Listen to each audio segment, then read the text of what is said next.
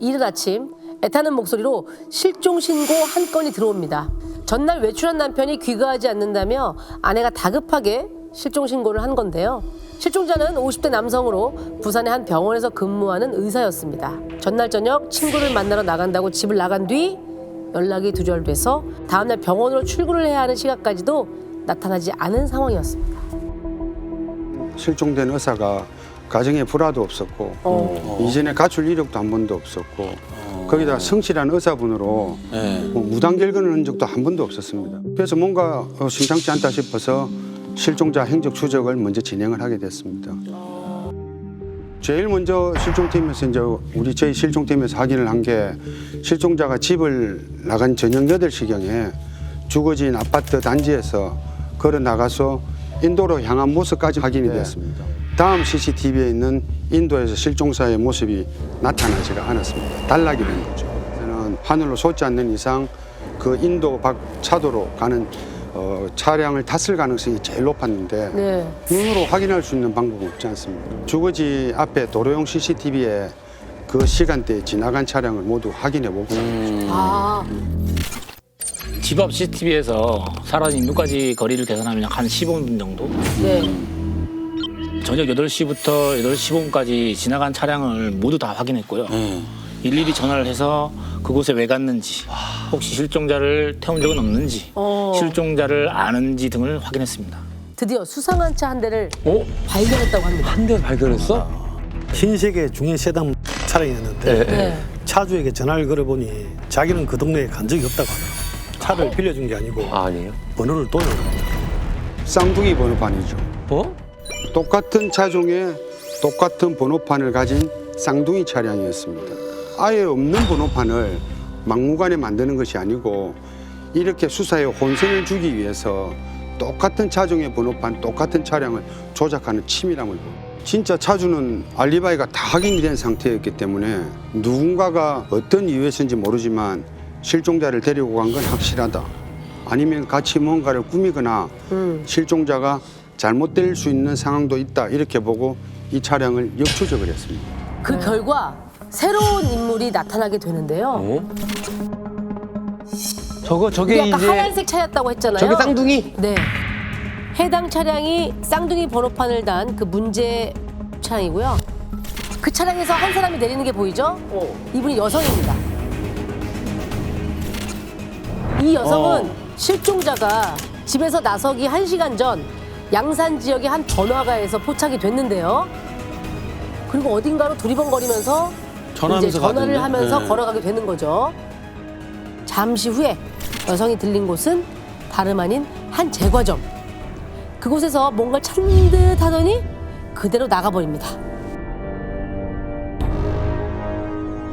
그리고 다른 케이크 가게에 방문해서 케이크를 구매를 합니다. 처음에는 이거 아이고 헛다리를 짚은 거 아닌가라고 걱정을 하셨는데 네. 그런데 이 여성이 어느 순간 네. 감쪽같이 사라졌습니다. 여성이 케이크를 사고 약 20분 뒤에 다음 CCTV 화면에서 이해할 수 없는 장면이 포착이 됩니다. 케이크를 손에 든 긴머리 여성이 그 시간대에 CCTV를 다 뒤져도 검은 옷을 입은 여성은 볼 수 없었고요. 케이크를 사갖고 나가는 저 긴 머리의 여성만 발견을 한 거죠.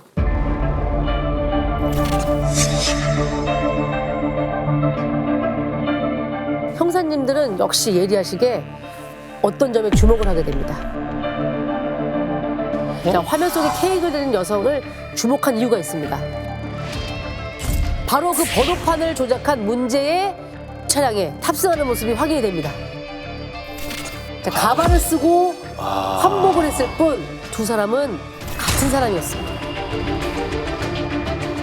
걸음걸이가 팔자 비슷하네. 그런데 앞발은 딱 뻗는 가까워. 팔자 걸음을 걸으시네. 그리고 진짜 동선도 좀 이상한 게 분명히 여기서 이렇게 나갔는데 다시 이렇게 가.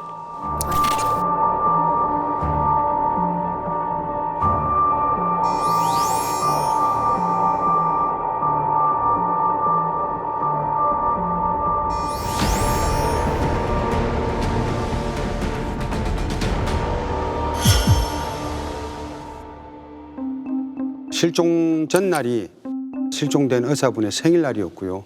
그리고 실종 직전에 의사와 이 여성이 마지막으로 통화한 사실이 확인이 됩니다. 실종자가 이 여성을 만나서 같이 사라졌을 것이다 확신을 하게 됩니다. 그 가족들은 처음 보는 여자라고 했고요. 신원을 조회해 보니까 한 40대 여성으로 확인됐는데 네. 실종자와는 주식을 공동 투자했던 사이였고 그 최근에 이제 그 투자했던 게 실패하면서 두 사람이 큰 손실을 입었다는 그 사실까지 확인됐거든요. 이때부터는 저희 수사팀에서는 범죄라는 느낌이 강하게 들었죠. 케이크를 산 뒤에 실종자를 태운 여성의 차량 동선을 끝까지 추적을 했죠. 이 여성이 실종자를 태우고서 부산과 양산시 일대를 여기저기 돌아다녔던 게 확인이 됐고 그 시각이 저녁 8시부터 11시까지 약 3시간가량이었습니다. 제가 알기로는 부산에서 양산을 가는 데는 요즘에 한 40분이면 가지 않나요? 네, 40분에서 1시간. 1시간 안에 네. 충분히 가는 거리인데 맞습니다. 정확하게 3시간을 차에서 계속 했다. 그게 좀 의심스러워요. 정확하게 지적하셨습니다. 그 차량을 추정하는 동안 여성의 경우는 한 번씩 차에서 내리는 보신 모습 같이 포착이 됐는데 실종자는 차에서 단 한 번도 내리는 모습이 포착되지 않았습니다. 차에서 내리지 못할 어떤 상황이 지금 전개가 되는구나를 직감할 수 있는 단서가 되지 않았는가 그렇죠, 하는 생각이 그렇죠. 듭니다. 우리 형사님들이 차량 추적을 끊임없이 해가던 중 밤 11시가 다 될 때까지 멈추지 않던 차가 드디어 한 장소로 들어가는 드디어 것을 3시간 만에. 포착하게 됩니다. CCTV를 이제 화면을 핸드폰으로 찍으신 거예요. 아, 자, 저 차량이. 저 차예요? 네, 저 차입니다. 하얀색. 외져 보이는데 어디 가는 거지? 자, 어디론가 가는 거를 포착을 하시게 되는 거죠. 약간 뭔가 좁은 길로 들어가는 그런 느낌이 네. 나죠? 이쪽으로 꺾어야 되거든요. 가까이서 봐. 끝까가 불빛이 보여야 되거든. 그런데 이게 없어진 다음에 이쪽으로 보여야 돼. 안 보이잖아. 차량이 들어간 곳은 현장에 직접 가서 이제 확인을 해봤죠. 해보니까 시골의 한 작은 마을이었고요. 실종자의 주거지와는 대략 한 30km 이상 떨어진 외진 곳이었습니다. 그런데 중요한 건 이 차량이 시골 마을로 들어가긴 갔는데 여기가 워낙에 이제 외진 곳이고 작은 마을이다 보니까 그 흔한 방범용 CCTV도 없고 그리고 있다고 하더라도 다 고장이 난 상태였던 거예요. 결정적일 때 고장나죠. 그렇죠. 이게 다시 답보 상태로 접어드나 싶었는데 우리 문나린 형사님이 기가 막힌 거를 발견을 합니다. 혹시 그 마을 쪽에 목격자가 있을 경우를 대비해 가지고 그 마을 주민들을 상대로 그 대대적인 탐문을 했고요. 네. 그러다가 마을과 한 600m 떨어진 농로에서 CCTV를 발견하게 된 거죠. 마을이 산비탈에 있다 보니까 아 이거다 싶었습니다. 아, 그러니까 산비탈에는 마을 전경 CCTV가 있었구나. 그렇죠. 근데 이 문제가 뭐냐 하면 외진 마을이다 보니까 암흑 그 자체였습니다. 그래서 차량을 보이는 불빛이 마을로 올라가긴 하는데 그게 정확하게 어디로 가는지 혹시나 차에서 누가 내려서 뭘 하는지 이런 건 전혀 확인이 안 되더라고요. 그러니까 우리 서무성 형사님은 계속 곰곰이 생각을 하시게 되는 거죠. 그러다가 문득 아이디어가 떠오릅니다. 가만, 밤에 안 보이면 낮에 보면은 안 되겠나? 예, 그렇게 밤이 아닌 낮에 다시 그 농수로 CCTV 있는 위치에 수십 번을 갔죠. 마을이 너무나 훤하게 잘 보이더라고요. 그래서 바로 이거다. 낮에 밤에 비슷한 크기로 각각 사진을 찍어서 혹여 보면 차량이 이동했던 동선을 차량이 머문 위치를 특정할 수 있다. 그치. 그걸 밝게 볼 수 있는 거지.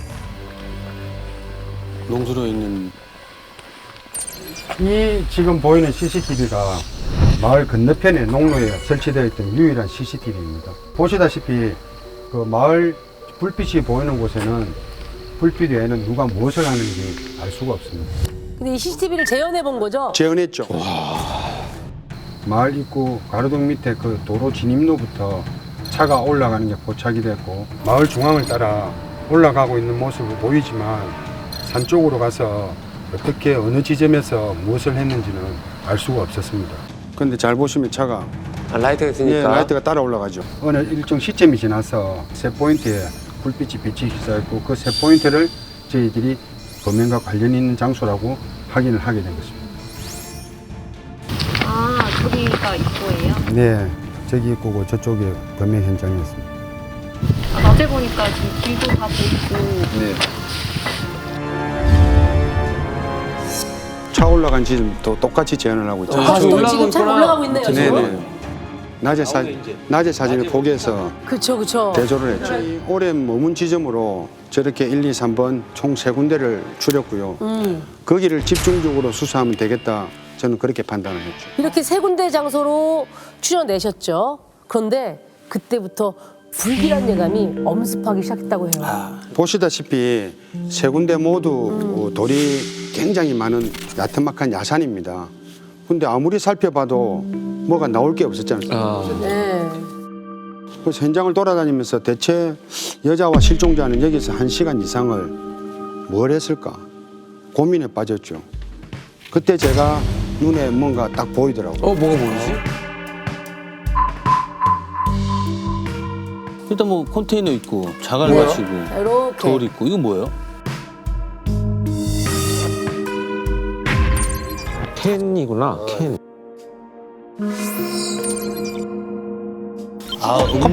음료수 캔. 잘 보시면 네. 땅 위에 흙과 돌이 굉장히 메말랐지 않습니까? 네. 그렇죠. 근데 저 깡통이 불구스름하게 산화된 깡통이 유일하게 하나가 있더라고요. 산화가 됐다는 건 이제 녹슬고. 네, 맞습니다. 그쵸. 비 맞았고. 당연히 그렇죠. 이렇게 캔이 산화되려면 비를 맞고 오랫동안 산소에 노출이 되어 있어야만 이게 녹이 슬잖아요. 그쵸. 근데 지금 보시는 것은 표면의 땅이 지금 완전히 말라 있잖아요. 네. 그런데 그 산화된 깡통이 거기에 버려져 있다라고 하는 것은 이 캔이 밑에 어디 들어있다가 나온 거예요. 땅 속에. 그러면은 저게 땅 속에 있는 게 최근에 나왔다는 거죠. 최근에 나왔다는 얘기잖아요. 정말 아니길 바랬지만 팀장 이 얘기를 듣고 저희도 확신하게 됐던 것 같습니다. 그 실종자가 실종되는 그날 여자가 땅을 팠고 그 안에 묻었을 수도 있다. 그때 주민으로부터 중요한 제보를 저희가 하나 받게 됩니다. 며칠 전 포크레인이 와서 정확히 그 깡통이 발견된 지점을 팠었다.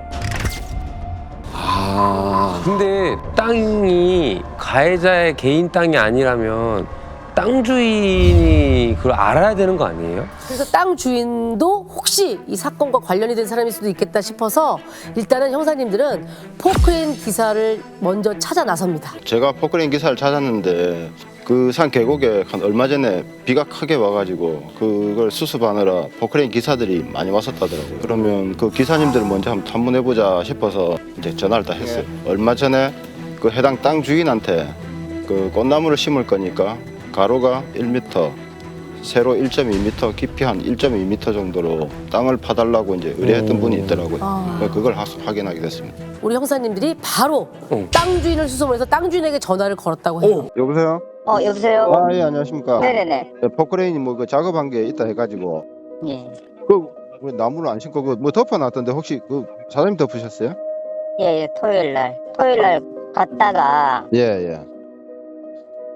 한 11시 반 정도 갔다가요. 예, 사장님 잠깐만요. 저희도 요 강력 팀장님 좀 바꿔드릴게요.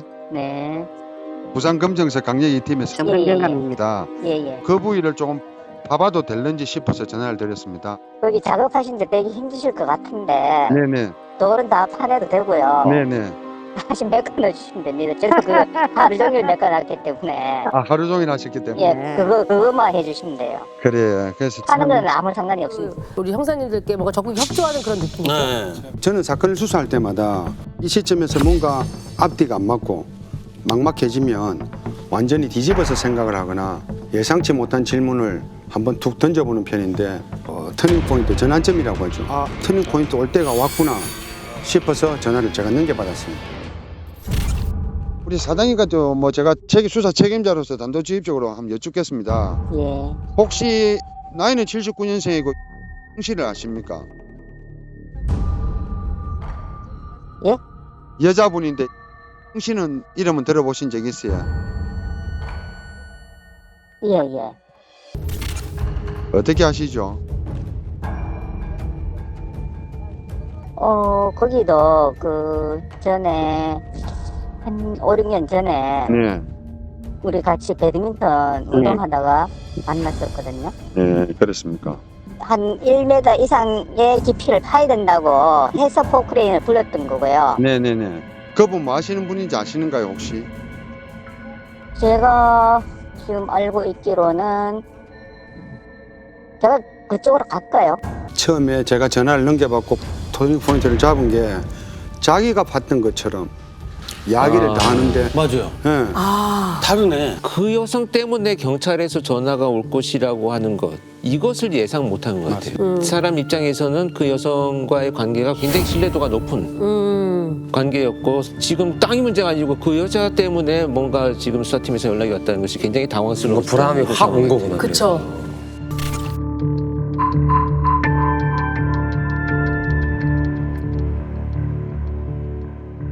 그 처음에 포크레인 기사를 불러서 땅을 팔 때는 그 땅 주인하고 여성이 같이 있었다고 하더라고요. 근데 그 땅을 다 파놓고 나서 며칠 지나니까 뭐 오기로 했던 꽃나무가 취소됐다. 그렇게 말을 해서 그래서 또 그 여성하고 그 자리에 가서 다시 땅을 원상복구를 했다고 하거든요. 만나자마자 단도직입적으로 물어봤죠. 당신 땅 밑에 실종자의 시신이 있을 수 있다고 생각한다. 하니까 대뜸 땅 주인이 잘못 짚으셨습니다. 그럴 수밖에 없었죠. 그 여자가 직업이 변호사이고 사람이 워낙 착하고 순수해서 절대 나쁜 짓 할 사람이 아니다. 그런 짓을 할 사람이 아니다. 100% 형사님이 잘못 짚은 것 같습니다. 그러더라고요. 그때 좀 쫄리더라고요. 일주일 동안 그만큼 추적을 해서 CCTV를 거기까지 다 보고 모든 것을 다 했다고 생각을 했는데 당시 팀장님은 쫄렸을지 몰라도 저희는 팀장님의 판단을 믿었습니다. 그때가 실종 10일째 접어드는 시점이었는데 흔히 실종자의 생활 반응이라 하죠. 그런 게 전혀 없었고 여자가 범죄를 저질렀다는 뭐 직접적인 증거는 없었지만 그렇다고 저희가 피해자를 찾는 발굴을 포기할 수는 없었습니다. 그래서 뭐 저도 우리 팀원들이 했던 수사, 찾아낸 자료 이런 팀원들을 믿고 서장님한테 그렇게 말씀드렸죠. 제가 당장 땅을 봐봐야 되겠다 하니까 서장님이 네 그 안에 있는 거 100% 확신하나? 제가 잘못 짚은 걸 수도 있다 생각은 했지만 뭐 한시가 급한 상황이었기 때문에 서장님께 확신한다 말하고 땅을 파러 갑니다. 현장에 가서 땅을 팠어요. 자, 거기서 뭐가 나왔을지. 아까 그 땅 깡통 있던 자리는 과학수사대까지 같이 왔던 상황이죠. 와 크네. 와, 돌이 너무 꽉 박혀 돌이 있다. 너무 많아서 저희 형사 우리 팀원들도 같이 돌을 하나씩 다 드러냈습니다. 혹시 뭔 안 밑에 시신이 있으면 훼손될 수 있기 때문에. 네.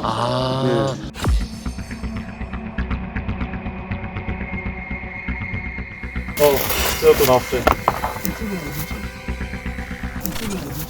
천천히 이제 살 걷어내봐. 이제 손으로. 손으로 해라, 손.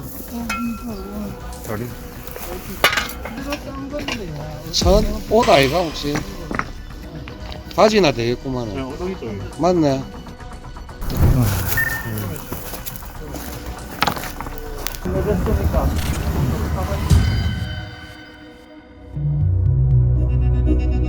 곧장 여자를 찾아서 긴급 체포를 했습니다. 처음에는 완전히 부인하고 오히려 놀란 표정이죠. 자기가 행사가 왜 왔지. 그러다가 CCTV랑 시신까지 다 확인이 됐다고 하니까 살인을 했고 시신 안매장까지 다 시인을 했습니다. 그 여자와 피해자는 주식 카페에서 알게 된 사이였는데요. 주식 투자를 하다가 막대한 손실을 입게 됐다고 하고요. 그러던 중에 의사가 투자하라고 맡긴 돈 중 1억 원 상당을 여자가 생활비로 쓴 사실을 알게 되면서 쓴 돈 내놔라. 안 내놓으면 너희 남편에게 알리겠다. 이렇게 말을 하니까 두려운 마음에 살인을 하기로 마음먹었다고 합니다. 이 사건의 마지막까지 공범이 있다 없다에 모든 사람들이 의심을 가졌던 게 맞죠. 그런데 저희들 현장 수사를 했던 팀에서는 혼자 가능했다고 봤죠. 부검 결과 그 약을 먹인 음독 정황은 발견되지 않았고요. 사인은 경부 압박 질식사였습니다. 피해자를 조수석에 태웁니다. 예. 그리고 뒷좌석에 가서 미리 준비한 빨랫줄로 예. 질식시켰는데 그거는 피해자의 진술하고 사인이 일치했습니다. 여자는 단독 범행이었던 걸로 결론이 났다고 해요. 현장 검증에서도 이 부분이 증명이 됐다고 하는데 볼까요? 저 차, 저 장소입니다. 현장 검증하고 있는 사진이죠. 머리 바지에 목을 같이 묶어버리죠.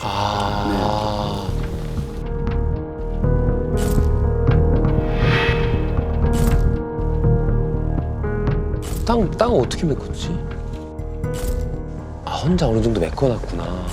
시신만 안 보이게 덮어놓고 그다음 포크레인으로 다덮게 만드는 거지.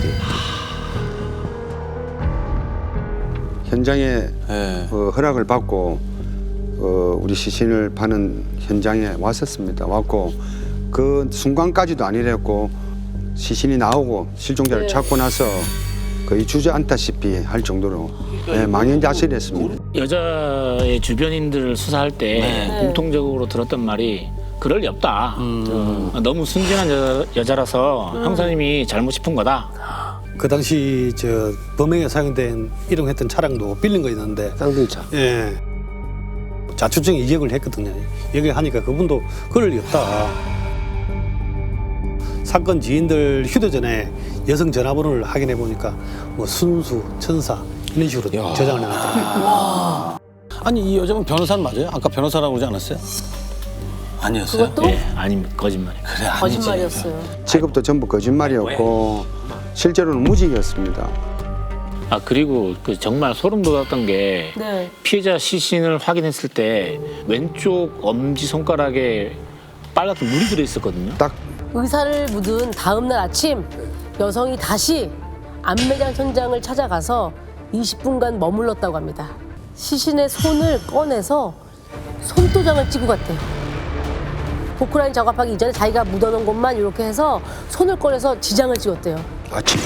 아침에. 다음날 아침에. 다음 날 아침.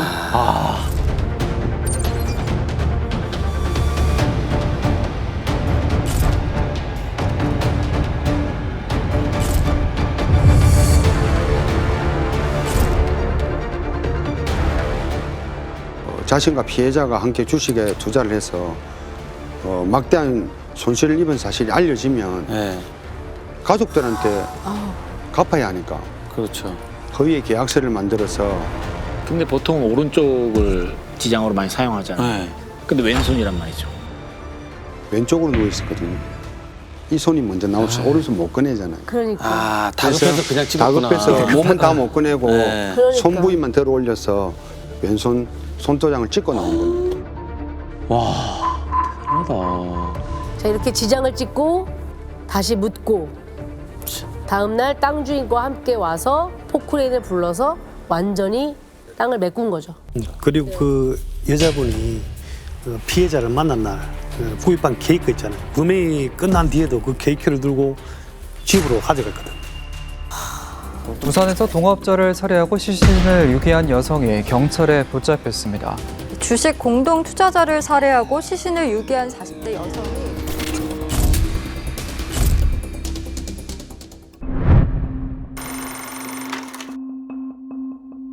두 분이 함께 근무했던 청주 상당경찰서에서 피해자 신분으로 조사를 받던 한 분이 담당 형사님께 혹하는 이야기를 꺼내게 되는데요. 저희가 이 사건은 이제 제보자가 신분이 노출되지 않는 선에서 저희가 각색을 했다는 점은 미리 좀 양해를 드립니다. 형사님, 저도 이게 들은 얘기라 확실한지는 잘 모르겠는데요. 제 지인의 아는 사람 중에 수상한 사람이 있어서요. 그 사람이 술만 마시면 하는 얘기가 있었는데 몇 년 전에 자기 형이 사람 하나를 죽여서 그거 묻는 거를 도와줬는데 그때 생각이 나서 아주 괴롭다고 막 그러더라고요. 이런 얘기를 자꾸 제 지인한테 하고 있는데 형사님이 보시기엔 어떠세요? 이게 진짜 뭐가 있는 거 아닐까요? 이 사람을 죽였다? 라고 하니까 일단 한번 조사는 해보자 네. 이런 마음으로 조사를 하셨다고 해요. 그래서 제보를 들은 형사님들이 이 소문의 뒷조사를 시작을 했습니다. 하는구나. 그런데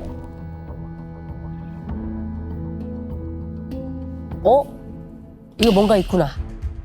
야, 하는 냄새를 생각이 맡았구나. 들었다고 합니다. 아. 시중 고백을 했다는 남성의 가족 관계를 알아보니까요. 실제로 친형이 있더라고요. 근데 그 형 주변에 정말 사라진 사람이 있던 겁니다. 그게 혹시 누군지 혹시도 밝혀졌나요?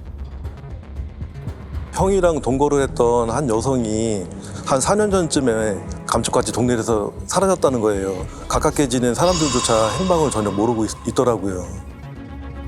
뭐 형의 돈을 갖고 도망을 갔다, 뭐 배신하고 다른 남자 따라갔다, 이런 식으로 동네에 소문까지 나 있었더라고요.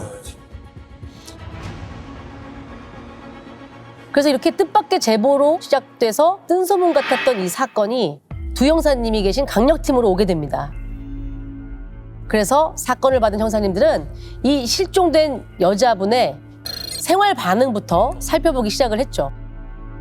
그 형 말대로 어디론가 도망간 게 맞다면 생활의 흔적이 분명 있었겠죠. 그렇죠.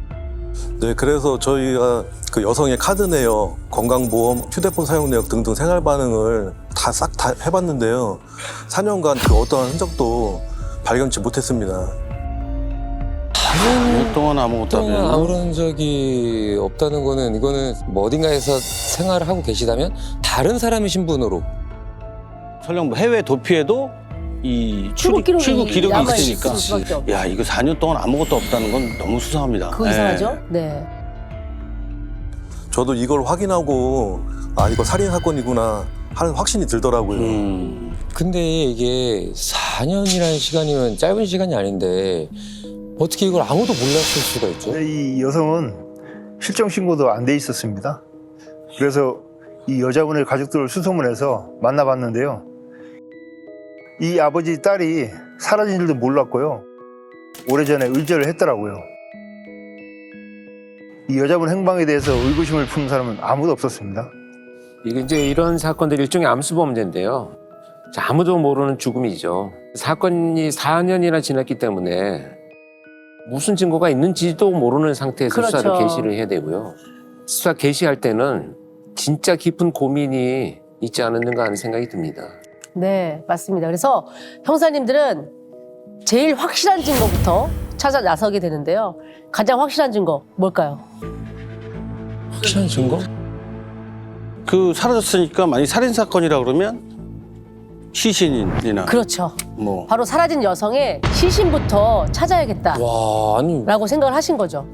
그 당시 긴급 체포를 할 만큼 확실한 증거가 있었던 상황도 안 했기 때문에 일단 형사들은 이 수사가 진행되고 있는 걸 아예 모르게끔 형제들한테 비밀리에 수사를 했습니다. 그렇죠. 이제 형제들 조사를 먼저 시작을 하면 시신을 다른 것으로 유기를 해버리면 그 확실한 증거인 시신조차 찾기 어려운 상황이 전개가 되니까 다시 거꾸로 수사를 하는 것이 가장 확실하다 이렇게 판단을 했을 것으로 예상이 됩니다. 거꾸로. 네. 그래서 형사님들은 처음에 제보했던 제보자를 다시 만났습니다. 제보자. 하나 둘씩 기억을 떠올리면서 자세하게 이야기를 나눴는데요. 이때 무릎을 탁 치면서 불현듯 스치는 기억 하나를 꺼내 놓더랍니다. 생각해보니까 그런 얘기도 제가 들었던 것 같아요. 그 명절에 그 집 가족들이 모이기만 하면 집안 싸움이 난다는 거예요. 이게 무슨 밭 문제 때문에 그렇게 싸웠다고 하더라고요. 밭, 땅? 이 형제들 가족이 설이나 명절에 모이기만 하면 밭 때문에 매번 큰 소리로 다퉜다는 겁니다. 그래서 수소문을 해봤더니 실제로 이 형제 어머니 소유에 밭이 하나 있더라고요. 재산 문제가 얽혀 있는 거겠죠, 그러면? 예. 그런데 저희가 실제로 가서 봤는데 시골의 흔한 텃밭 정도 크기여서 재산 문제는 아닌 것 같더라고요. 근데 왜 그 밭 때문에 싸우는 이유가 뭘까요? 재산 문제가 아니었다면 이유는 딱 하나일 것 같은데요. 이 밭에 있어서는 안 될 것이 있지 않은가. 우리 형사님들도 설마 하는 마음으로 이 밭에 대해서 마을 주민분들을 대상으로 탐문 수사를 하셨는데 여기서 한 주민분에게 뭐야? 결정적인 얘기를 듣고 됩니다. 마을 주민분 중에 형에 대해서 묘한 기억을 하고 계시는 분이 계시더라고요.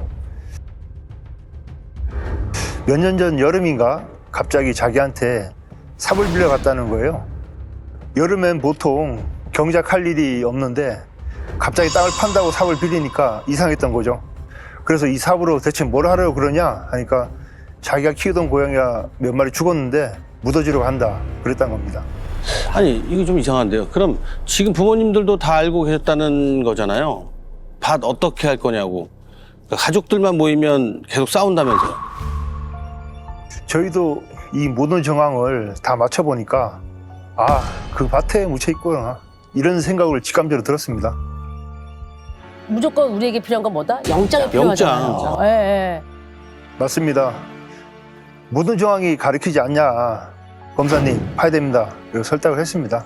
그렇게 끈질기게 설득한 끝에 2016년 10월 18일 압수수색 영장을 받은 형사님들이 시신이 묻어있을 것으로 추정되는 밭을 파기 시작했습니다. 자, 시신이 묻힌 것으로 추정하는 밭을 아유, 포크레인으로 봤구나. 아, 뭐 나온다. 아. 어!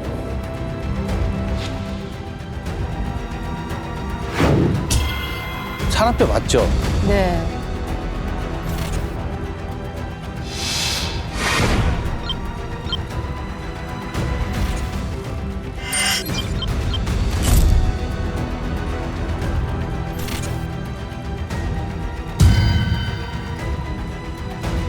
그 밭이 마을에서 한참 떨어진 곳이었는데요. 차로 올 수밖에 없는 곳이었습니다. 그러면서 사람들 눈에 쉽게 띄지 않는 곳이 아까 그 포크레인 파던 위치였습니다. 저희가 확인했던 데가. 한 1m 정도 팔 때까지는 아무것도 안 나오는 거예요. 그래서 속으로 어떡하지? 초조했지만 조금만 더 파보자 하고 기다리는데 갑자기 흙 색깔이 확 달라지더니 정관뼈가 탁 튀어나오는 거예요. 이렇게. 아, 마치 저 여기 있어요 이런 느낌이었습니다. 사실 현장 가기 전까지는 반신반했는데요. 뼈가 탁 튀어나오는 거 보고 가슴이 너무 아팠습니다. 얼마나 한이 맺혔으면 저렇게 나올까라는 생각을 했습니다. 명절에 가족들이 얼굴만 보면 싸웠다고 했던 게 이렇게 드러난 거죠. 어떻게 할 거냐는 게 밭이 아니라 그 안에 어디가 어떻게 할 거야 이거 아니야? 그러니까 싸울 게 아니라 이게 신고를 했어야 되는 부분이네요. 예. 근데 지금 화면을 보니까 시멘트도 부어놓은 것 같은데. 시멘트요? 그거는 어떻게 된 건가요? 네, 맞습니다. 그 유골이랑 시멘트 덩어리가 같이 나왔어요. 아무래도 시신에서 냄새 나고 하니까 그걸 없애려고 했는지 그 시멘트를 부어놓은 상태였습니다. 시멘트가 굳은 거네. 그 아래.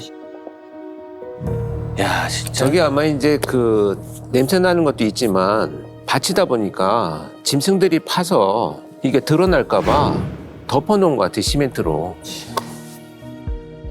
완벽하게 증거를 인멸했다 이렇게 생각을 했겠죠.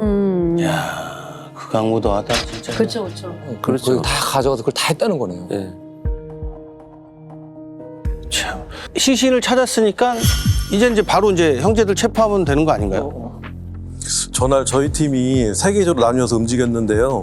팀장님은 포크레인 현장에 계셨고 저는 형의 직장, 또 다른 팀은 동생 직장 근처에 대기하고 있었거든요. 그 밭에서 시신 나왔던 얘기 듣고 바로 긴급 체포를 했습니다. 네, 제가 형을 체포하면서 살인 사체 유기죄로 체포한다 미란던지 고지했더니 그 형은 내가 왜 그런 죄로 체포돼야 하냐 그러더라고요. 일단 그러니까 시신이 발견했다는 것도 모르고 체포된 거죠? 그렇죠. 네, 맞습니다. 그래서 더 뻔뻔하게 나왔던 것 같습니다. 자, 이렇게 그 동생의 취중 고백으로 시작된 이 사건은요, 2년여에 걸친 비밀 수사 끝에 드디어 수면 위로 올라오게 되었는데요. 당시에 그 형제들이 연행되는 순간이 담겨 있습니다. 충북 음성군의 한 밭에서 안매장된 것으로 추정되는 백골 시신이 4년 전 동거녀를 살해한 뒤 시신을 밭에 안매장한 30대 형제가 경찰에 붙잡혔습니다. 아, 이게 뉴스 여러 매체에 보도가 된 큰 사건이었구나. 어머니 소유 텃밭에 묻은 혐의를 받고 있습니다. 좀 심경이 어떠시죠? 범행은 인정을 했나요? 일단 이 형제 둘이 말을 맞출 수가 있잖아요. 네. 그래서 둘을 완전히 분리한 분리, 상태에서 수사를 시작을 했는데 둘 모두 범행을 완전히 부인했다고 합니다. 아니 잠깐 근데 그때 그 맨 처음 제보자 이야기로 돌아가면 네. 그 동생분이 술만 마시면 괴롭다고 말하고 그렇죠, 다녔다고 했잖아요. 그렇죠. 예. 그 동생도 부인을 하고 있었던 거예요? 네, 난 기억 안 난다 하면서 딱 잡아 떼더라고요. 형도 뭐라고 했을 거 아니에요. 제가 형을 조사했었는데요. 네. 동네에 자기가 소문냈던 그대로 얘기를 하더라고요. 전날 밤에 남자 문제 때문에 좀 다퉜는데 자고 일어났더니 동거녀가 짐을 챙겨서 도망갔다고 하더라고요. 근데 다른 남자랑 연락하고 지내는 게 거슬려서 홧김에 몇 대 때렸다. 그리고 자기는 술에 취해서 잠들었는데 그 다음날 아침에 사라졌길래 그 남자한테 갔나 보다 생각했다고 하더라고요. 아니 같이 살던 사람이 연락도 없이 사라졌는데 갔구나 그러고 마는 거예요? 같이 살던 사람인데? 그러니까 얘기한 대로 이게 말이 안 되는 거잖아요. 갔겠거니 하고 4년 동안 그냥 찾지도 않았다는 거죠. 잠깐 나가도 찾게 되는 게 사람인데. 그럼 온 동네 다 뒤지는데. 네. 그 저도 안 믿었죠. 근데 일단 형이 하는 얘기를 쭉 들어줬어요. 네 말 믿는다. 그럼 여자가 갈 만한 데 없냐. 이후에 연락이 전혀 없었냐. 그러니까 신나서 혼자 막 얘기를 하더라고요. 그러니까 쭉 듣고 나서 그때 딱 내밀었죠. 뭘요? 몰래 밀었어요? 저희가 오전에 밭에서 찍은 시신 사진을 그러면서 이거 오늘 너희 어머니 밭에서 발견한 건데 이게 뭔지 설명할 수 있냐. 그랬더니 그때서 표정이 딱 변하더라고요. 그러니까 마음을 완전히 놓을 수 있게 그래 맞아 그렇게 사라질 수도 있지. 그래서 어디 간 것 같은데 빌드업을 그러니까 마음을 완전히 놓게끔 한 다음에 딱 결정적인 증거를 내밀었던 거죠. 네. 한참 아무 말 없더니 형사님 저 담배 한 잔만 피워도 되겠습니까 하더라고요. 형이 범행을 시인을 했고 동생 역시 형이 자백했다는 얘기를 듣고 자기도 인정을 했다고 합니다. 이게 지금 그 아까 뒷목 잡게 된다고 이제부터 시작이죠. 맞습니다. 네.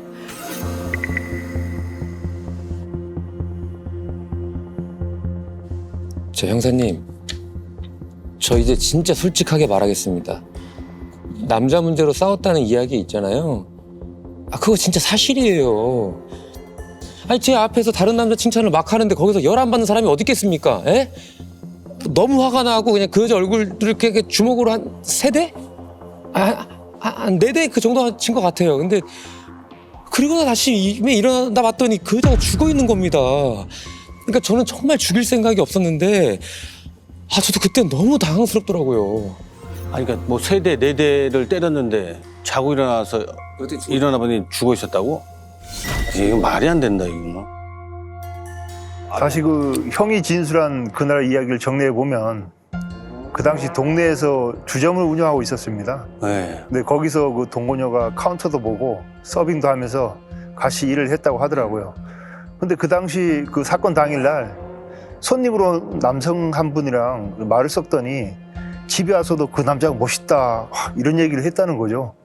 그래서 홧김에 얼굴을 총 4대 정도 가격을 하고 자기는 술이 취해서 잤는데 일어났더니 여성이 숨을 쉬지 않는다고 한 거죠.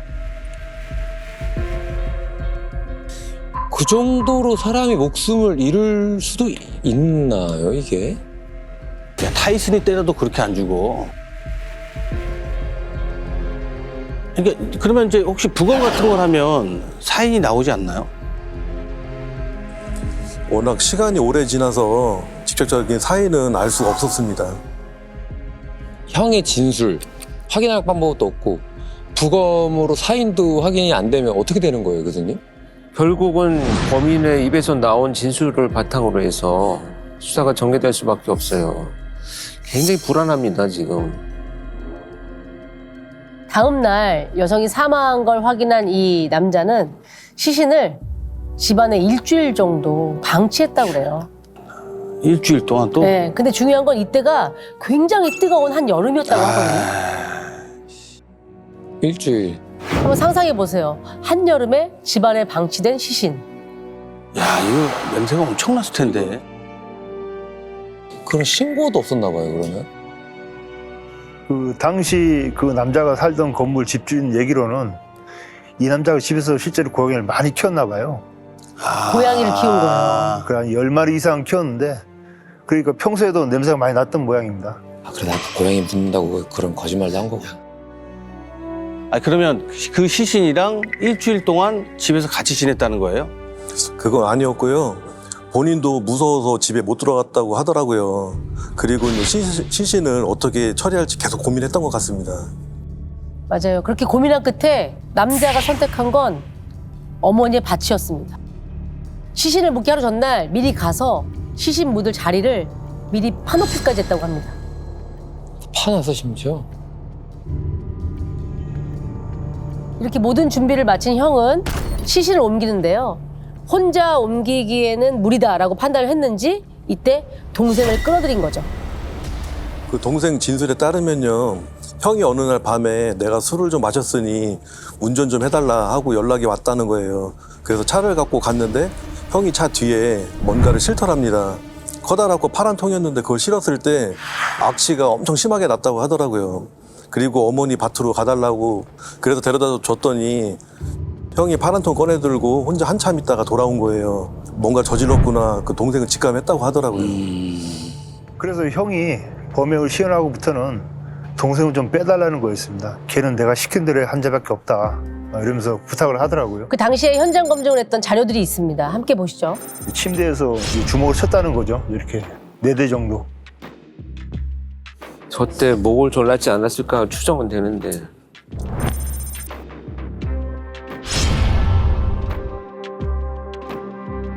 아유, 저 조그만 통에 또 넣었다고? 끈으로 묶어갖고 반 접어서 이렇게 싣고 왔답니다. 아, 접어.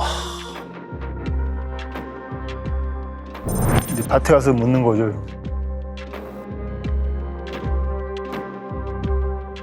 현장 검증할 때 그 범인이 피해자를 허리를 꺾어서 접어가지고서 담아서 옮겼다고 했거든요. 네. 그런 얘기 들었을 때 보면 죄책감도 못 느끼는 것 같고 다시 보니까 또 화가 많이 나네요. 아무리 사람을 접어서 살해한 것도 진짜 해서는 안 될 짓인데 참. 그냥 작정하고 해놓고 그냥 뭐 이렇게 때려도 그냥 둘러대고. 그거는 말이 안 돼. 그렇죠. 그게 제일 답답한 부분이에요. 직접 사인을 지금 발굴된 유골로는 밝혀낼 수 없다라는 게. 아, 아까 그 뒷목을 끝까지 잡는다는 게 너무 불안해요. 이게 어떻게 되는 거죠? 잡으세요. 지금부터 뒷목을 잡으세요.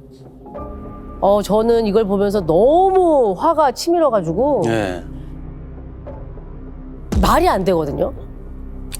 범인이 잡혔잖아요. 네. 검찰로 송치가 됐죠. 네. 그리고서 그 뒤에 너무나 충격적인 소식이 전해집니다. 또 왜? 뭔가 있어?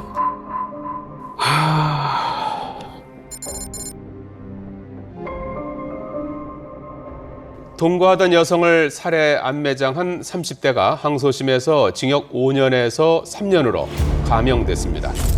뭐야, 감형이요? 뭘 감형이 됐다고?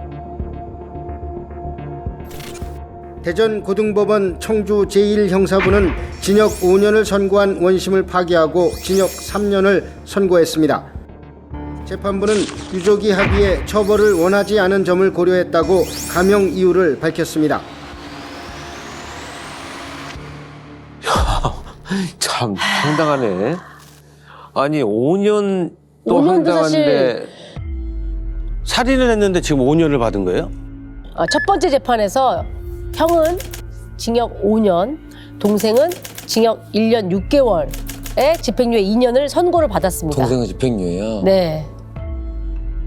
그 직접 사인이 나오지 않았기 때문에 살인죄는 적용이 되지 않았고요. 폭행치사 그리고 사체 응축죄로 처벌받은 겁니다.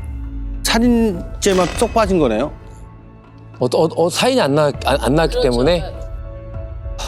다른 증거가 없을 때는 우리나라 형사소송법에서는 피고의 이익을 우선으로 합니다. 그러니까 무슨 얘기냐면 그 사람의 진술을 믿어준다는 얘기가 되거든요. 우발적인 범행으로 그냥 인정할 수밖에 없다라는 것이 5년 내 선고 결과라고 봐요. 그래서 사실은 이게 1심에서 5년을 선고받은 것도 지금 저희가 그 받아들이기 분노에 힘들죠. 하는 이유 중에 하나잖아요. 그런데 여기서 형제가 항소를 해요. 그런데 다음 재판까지 가는 사이에 이 피해 여성의 가족이 합의를 했다라는 겁니다. 돈을 받고. 그렇죠. 피해 여성 가족이라면은 그 아버지가 합의를 이렇게 했다는 거예요? 뭐 어떻게 되는 거예요? 네, 아버지가 5천만 원에 합의를 하고 두 형제의 선처를 부탁한다는 탄원서를 써줬더라고요. 그게 참작이 돼서 형이 더 낮아진 것 같습니다. 아니 나 말 안 되는 게 딸이 사라진 줄도 몰랐다면서요 아버지가. 아니 백골이 돼서 왔는데 뭘 합의를 해요? 딸의 목숨값하고 5천만 원하고 바꾼 거잖아요. 네.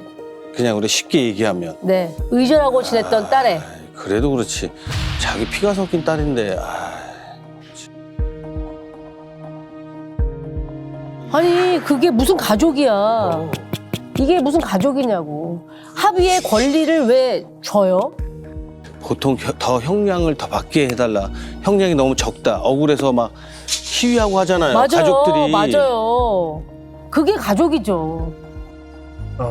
저희 담당 형사들은 너무 화가 나갖고 정말 야 오늘 소주나 한잔 하자 그래갖고 아. 그날 저녁에 소주 좀 많이 먹었습니다. 진짜 그러셨을 것 같아요. 얼마나 속이 상했겠어요. 속이 너무 상해요. 우발적이고 살인의 고의가 없었다. 네. 유가족들이 선처해달라는 탄원서를 써줬다. 그럼 양형 기준에 깎을 수 있는 거는 다 들어가 있어요. 그냥 놀래켰는데 넘어졌다 그러면 그냥 나갔겠네. 피해자는 땅속에서 4년을 묻혀 있었고요. 근데 피의자는 3년을 살았습니다. 징역에서. 근데 이게 땅에서 이렇게 구해주긴 했지만은 참 마음은 좀 많이 아픕니다. 두 분이 강동경찰서에 근무하셨을 때 있었던 일입니다. 김 형사님은요, 그 당시에 강력팀에 계셨고요. 그리고 우리 강 형사님은 실종 전담팀에 계실 때 수사를 한 사건입니다. 실종팀과 강력팀이니까 뭐 공조수사 그런 거 아닐까요? 그렇게 된 거예요? 결과적으로 그렇게 된 셈입니다. 제가 2008년 실종 전담팀이 신설됐을 때 수사했던 사건을 2년 후에 김정수 경사가 근무했던 강력팀에서 2010년에 마무리하게 된 사건입니다. 이 두 분은요, 이 사건을 평생 잊을 수 없는 이유가 있다고 합니다. 수사를 하다 보면 억울한 피해자들의 원혼이 수사를 도와준다는 느낌을 받을 때가 종종 있는데 이번 사건이 특히 그랬습니다. 위기 때마다 피해자분이 하늘에서 도움을 줘서 잘 마무리가 된 사건이라고 생각하고 있습니다. 2010년 우리 김종석 형사님이 있었던 강력팀의 이야기부터 한번 시작해 보도록 하겠습니다. 근데 이제 강력팀에서 처음 사건을 맡았을 때만 해도 2년 전에 강 형사님이 수사한 사건인 줄은 모르셨어요. 네. 그게 왜인지 지금부터 제가 하나씩 차근차근 말씀해 드리도록 하겠습니다. 네. 2010년 강동경찰서로 신고가 하나 접수가 됩니다. 신고자는요, 포크레인 기사님이었습니다. 포크레인? 여보세요? 예, 여기 지금 공사 중인데요. 지금 시체 항구가 나왔어요. 저 빨리 좀 와주세요. 한 야산에서 배수로 공사를 했는데 땅속에서 백골 사체가 나온 겁니다. 그래서 작업을 멈추고 급히 신고한 상황이었습니다. 근데 처음 신고 내용만 들었을 땐 긴가민가했습니다. 오래된 야산이라 간혹 공사나 개발 중에 이렇게 백골 시신이 나오는 일이 종종 있기도 하거든요. 맞습니다. 일단 우리 김 형사님도 큰 사건이 아니길 바라는 마음으로 현장에 도착을 했습니다. 그런데 사체를 확인하는 순간 이거 너무나 강력한 사건이구나 하고 직감하셨다고 합니다. 사체가 묻혀있던 모습이 좀 이상했는데 이불로 한 차례 쌓여진 다음 비닐로 한 번 더 쌓인 상태로 땅에서 발견된 겁니다.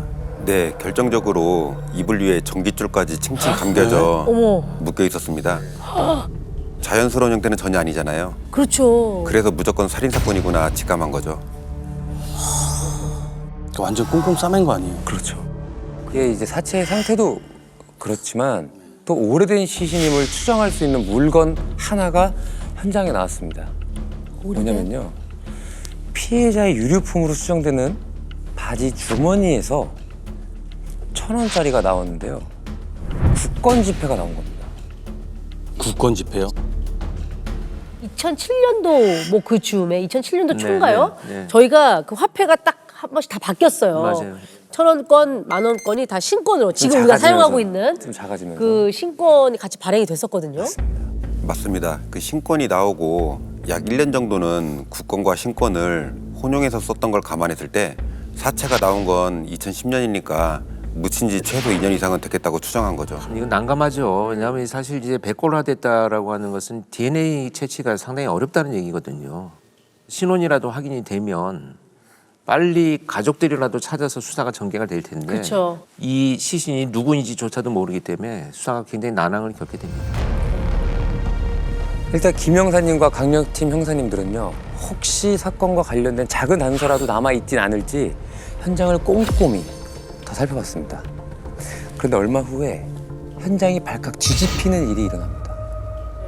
발견된 사체에서 한쪽 손 부분이 안 보였었거든요. 어? 근데 저희 팀 형사 한 명이 근처 땅속에서 손을 찾은 거예요. 어머. 근데 보자마자 거기 있는 사람들이 다 놀라서 다 뒤집어졌죠. 왜요? 왜? 어떻길래? 먼저 발견된 사체는 대부분의 형태를 알아볼 수 없을 정도로 부패가 심했는데 추가로 찾은 손 한쪽은 피부 조직까지 그대로 보존돼 있던 겁니다. 땅속에 비닐 옆에 같이 있었습니다. 같이 있었는데 손만 또 멀쩡했다. 경우의 수는 있어요. 뭐냐면 그 부패라고 하는 것이 환경이나 토양이나 기후에 따라서 조금씩 차별화는 돼요. 근데 저도 사실 경험해보지 못한 이런 상황입니다. 저희도 과수팀, 부검이도 다 처음 보는 광경이라 깜짝 놀랐던 겁니다. 맞아요. 피부 조직까지 남아있고 손이 아마 실압화되어 있었던 것 같은데요. 네. 공기가 완전히 차단된 곳에서 이제 밀랍 인형처럼 되는 거예요. 시신이 완전히 건조돼서 수분은 빠지고 미이라처럼 이제 그 상태로 아마 보존이 됐던 것 같은데 이런 경우는 특별한 경우가 아니면 사실 저도 한 번도 경험해보지 못한 일입니다. 자, 놀랍게도 그 손에서 지문이 채취가 됐고요. 어머. 곧바로 신원까지 확인이 됐습니다. 40대 여성인 조 씨였습니다. 그런데요. 이건 아직 시작에 불과합니다. 앞으로 믿기지 않는 일이 계속해서 일어납니다. 아, 이것도 놀라운데. 조 씨는 2005년, 그러니까 사체가 발견된 2010년으로부터 5년 전이죠. 네. 5년 전에 이미 실종 신고가 되어 있었던 상태입니다. 당시 피해자였던 조 씨는 동거했던 남성이 있었고 성인이었던 딸과는 따로 살고 있었는데 동거남과 딸이 함께 신고를 한 겁니다. 조 씨가 집을 나간 뒤 연락이 안 된다면서 인근 파출소에 신고했던 기록이 있었어요.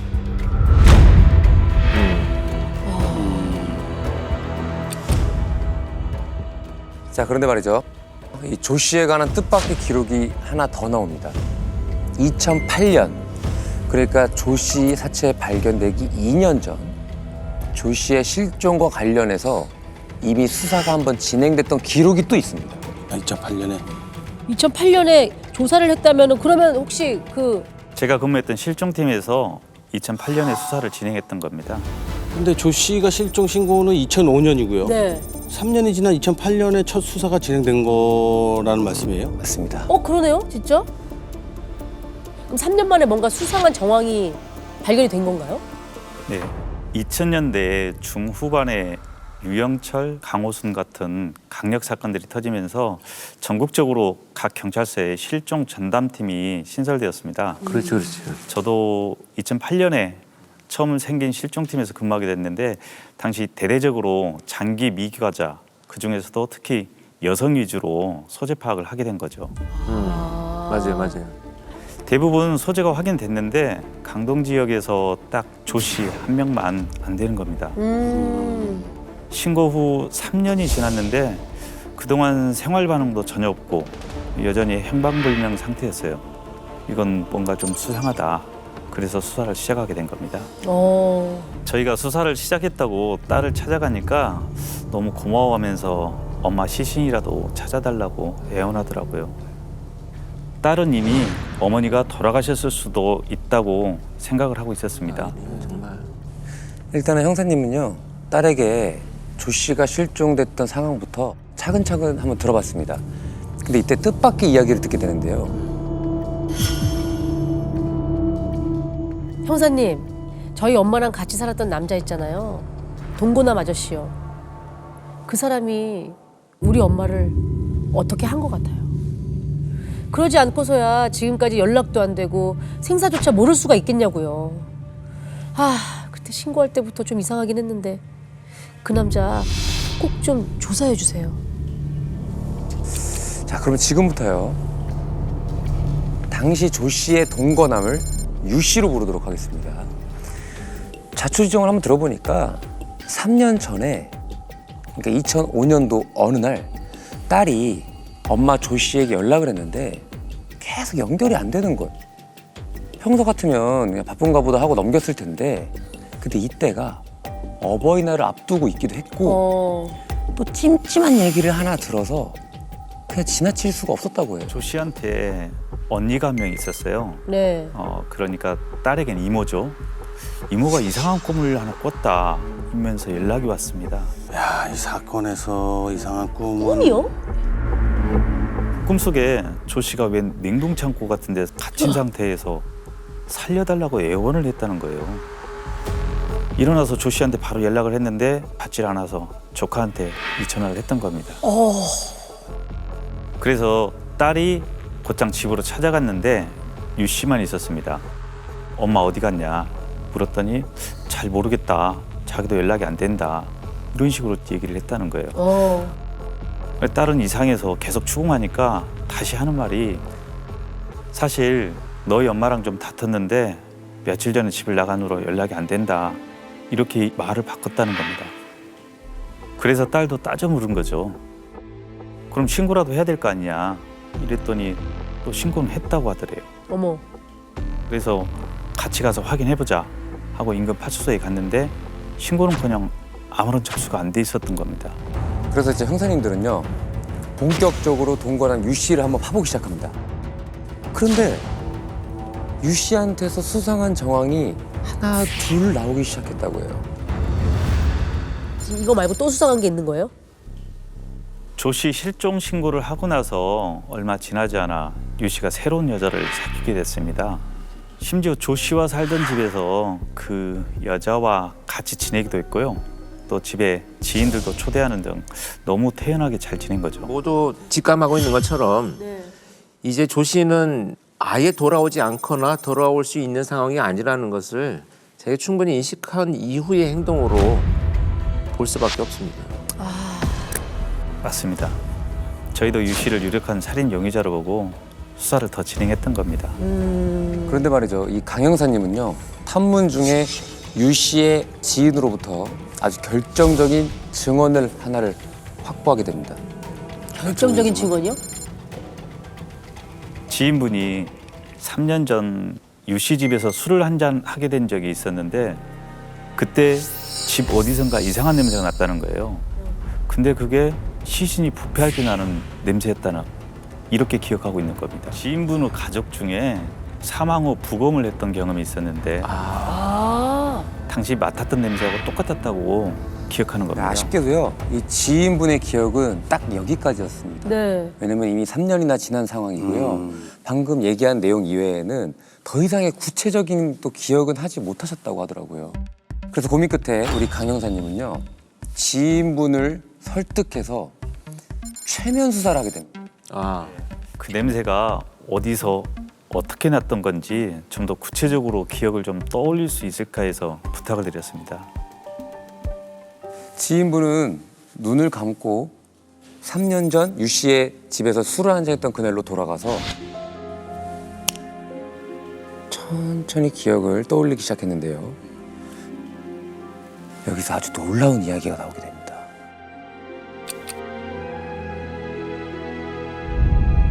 현관 옆에 화장실이 하나 있는데 아이스박스가 하나 있었어요. 테이프가 칭칭 감겨 있었어요. 노란색 테이프요. 아, 이거 맞아요. 여기서 냄새가 났어요. 저도 처음에 이 얘기를 듣는데 솔직히 소름이 좀 돋더라고요. 그렇죠. 3년 전 당시, 그러니까 조 씨가 실종됐던 쯤에 유 씨가 실제로 만두랑 찐빵 이런 냉동식품을 판매를 했었습니다. 식품을 보관하던 냉동 창고도 있었고요. 어머. 처음 꿈 얘기 들었을 때만 해도 이걸 크게 연관지어 생각하지 않았는데 아이스박스까지 나오니까 그 꿈이 진짜 뭔가를 말해주고 있는 건가 이런 생각도 들었습니다. 야. 진짜라면 너무나 끔찍한 얘기죠. 체면 수사를 통해서 사건의 새로운 정보, 일단 아이스박스가 등장을 한 거죠. 그때 그 냄새와 네. 기억이 사실일 수도 있는 거예요.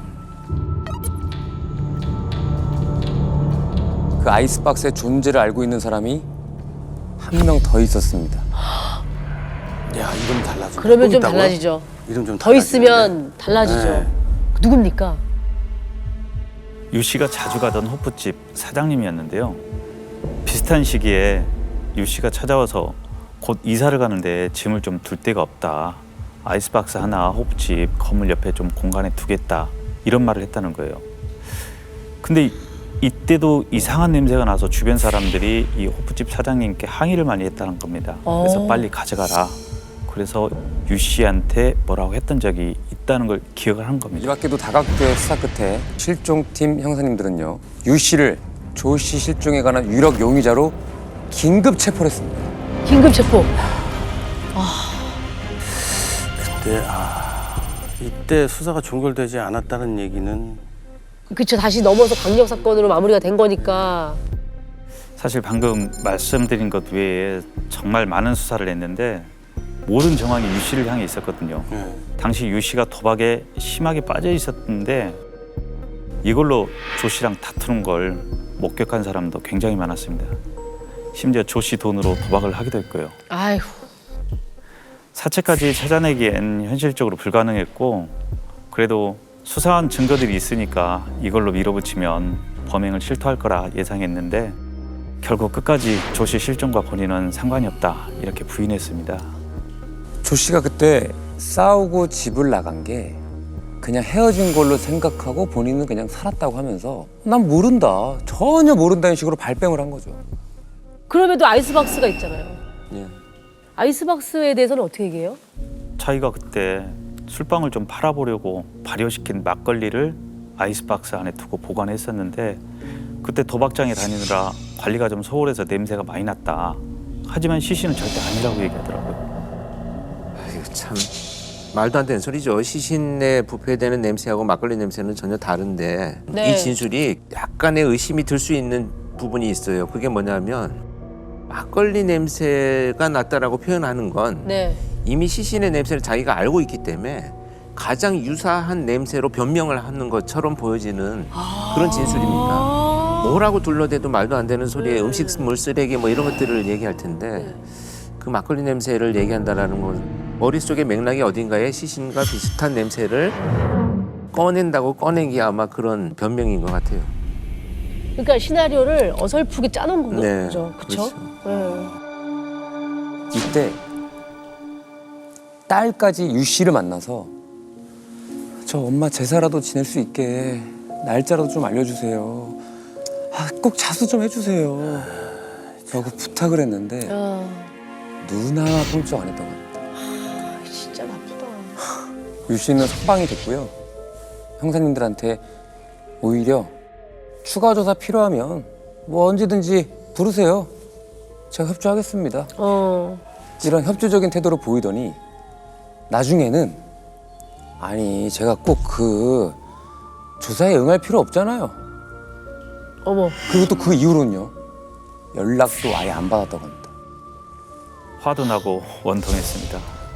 사실 저희도 유 씨를 체포하기 전에 조 씨 사체가 나왔던 산을 한번 수색을 했거든요. 유 씨의 일터 바로 100m 앞에 그 야산이 있었어요. 저희가 생각해도 만약에 시신을 묻었다면 그 산에 묻었을 것 같았던 거죠. 저희 실종팀 3명이 산에 가서 찾아봤는데 나올 리가 없었던 거죠.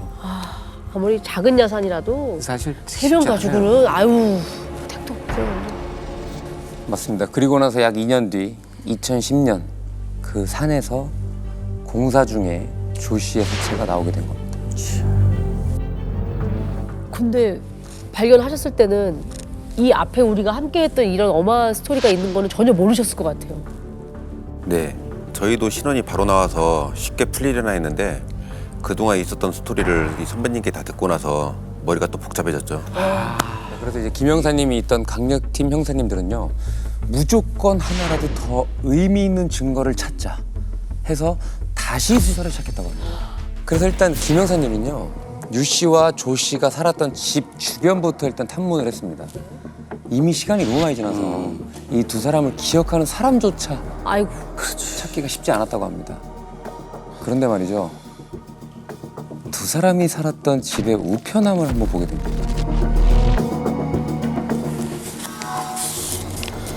바로 이겁니다. 어? 신용정보? 어디 신용정보회사 수신인 조땡땡. 조 씨 앞으로 온 거예요? 어? 유 씨가 아니라 조 씨 앞으로?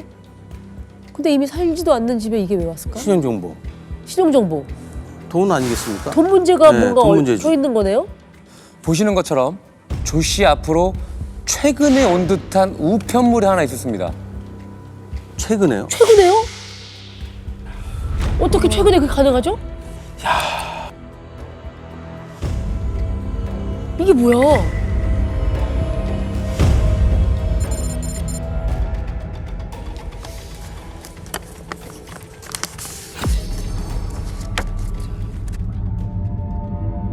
당사는 채권 추심업에 대한 허가를 받은 채권 추심 회사로서 채권 추심에 착수할 예정임을 통지합니다. 어머, 채무 내역이 물건을 샀는데 네. 그걸 안 갚아서 그걸 받으러 간다는 그렇게 얘기잖아요. 되어 있어요. 쉽게 네. 얘기하면. 그러니까 지금 오리털 이불을 하나를 구매를 했는데 돈을 내지 않았나 봐요. 미납을 했다고 네. 되어 있어요. 이게 2003년이라고 되어 있거든요. 그게 채무로 잡혀 있는 거고 그 채무를 변제하라는 지금 독촉장이. 그렇죠, 그렇죠. 그러니까 이 이불을 하고 뭐가 이유 때문에 그냥 99,000원을. 그러니까 물건을 사고 안 갚았기 때문에 지불을 네, 안 했기 때문에. 그러니까. 예. 야, 그럼 7년. 2003년에 구매하고 10년이니까 7년 지나서 지금 독촉장이 날아온 거네요. 날아온 거죠. 사실 이제 이게 그 채권 출심 회사가 이불 판매 회사로부터 최근에 채권을 양도받은 것처럼 보입니다. 그래서 이제 늦게 날라온 거죠. 저는 진짜 소름 끼칩니다, 이게 지금. 왜요? 이거 여러분들 지금 간과하고 있는 게 있어요. 정말 놀랐습니다. 이 사건은 진짜 시작부터 끝까지 이해할 수 없는 일들이 계속 벌어지고 있어요. 지금까지도 이해하지 못하는 일들이 계속 나왔는데. 그러니까요. 아니 왜냐면은 아까 뭐 유 씨가 돈 문제가 좀 있었다고 뭐 그런 건 있지만 99,000원 정도면 그냥 뭐 그렇죠. 뭐 큰 우리가 금액도 잠깐 아니고. 깜빡해서 놓칠 수도 있는 금액이고. 자, 여기서 믿을 수 없는 일이 일어나는데요. 뒷장에 있는 사진을 다시 한번 봐주시겠습니까? 아 여기에 그 당시 구매했던 홈쇼핑의 오리털 이불 샘플이 이렇게 있네요. 이불. 그러니까 알록달록한 꽃무늬인가? 꽃무늬의 네. 이불이에요? 빨간 꽃무늬인가? 뭐. 맞습니다. 응. 채권 추심 우편의 내용 안에 응. 당시 조 씨가 구매한 이불의 샘플 사진이 같이 있었는데 이 사진을 본 순간 형사님들은 야, 나도 지금 느낌 화가 났다. 와. 그렇다니까요. 오! 오! 와. 오! 그 내 생각이 맞는 거지. 어머! 맞아요. 어머! 소름 끼쳐. 진짜 소름 끼쳐. 어마어마한 반전이. 오! 맙소사. 오, 맙소사. 아니, 화갔지. 아, 진짜? 야. 사체가 묻혀있던 모습이 좀 이상했는데 이불로 한 차례 쌓여진 다음 비닐로 한 번 더 쌓인 상태로 땅에서 발견된 겁니다.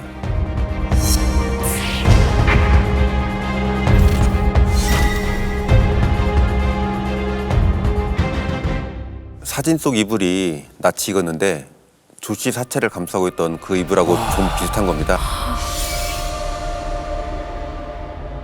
그 이불에도 독특한 꽃무늬 문양이 있었거든요. 아. 아까 그 발견됐을 때 이불하고 그 비닐에 쌓여서 전깃줄로 전깃줄. 감아져 있었다라고 하셨죠. 만약에 이때 조 씨가 구매한 5리터 이불이 조 씨의 사체를 감싸고 있던 그 이불이 맞다면 이거는 뭘 의미하는 걸까요? 사실 저희가 수사 초기부터 이불에 대해서 고민을 많이 했거든요. 말씀하신 대로 범행이 집안에서 일어났을 가능성이 높고 그 말은 곧 이불이 조 씨와 유 씨 두 사람의 집에서 나온 것만 입증된다면 유 씨가 범행을 저질렀다는 간접 증거가 또 되잖아요. 그렇죠. 그래서 이걸 어떤 식으로 밝혀야 하나 고민을 했던 찰나에 이 우편물을 발견했던 겁니다. 그럼 이제 모든 게 나왔으니까 직접적인 이제 증거를 또 확 찾기 위해서 네. 그 두 개의 이불이 같다는 걸 이제 비교 입증을 하면 되잖아요. 그렇지. 증명해내면 되지. 그렇죠. 그래서 이 5리터 이불의 실제 샘플을 찾기 시작합니다. 이 사진만으로는 좀 부족한가요? 그 실제가 꼭 있어야 되는. 그렇죠. 똑같은 모델하고 비교하려고 찾은 건데 이때 당시 이불에서는 이미 부도가 났더라고요. 아, 그래서 채권이 넘어간 거죠. 그렇죠. 부도가 났으니. 회사가 넘어갔으니까. 수소문에서 당시 이불회사의 대표를 찾긴 했는데 대표도 당시 5리터 이불을 갖고 있지는 않더라고요. 그래서 당시 그 이불을 구매했던 사람들의 리스트를 받아서 일일이 연락을 돌린 겁니다. 다행히 원주에서 이불을 그대로 갖고 있던 분이 있어서 저희가 받아올 수 있었습니다. 자, 그렇게 우여곡절 끝에 두 개의 이불을 드디어 비교할 수 있었습니다. 크기부터 디자인까지 동일해요. 한치의 오차 없이 똑같다고 합니다.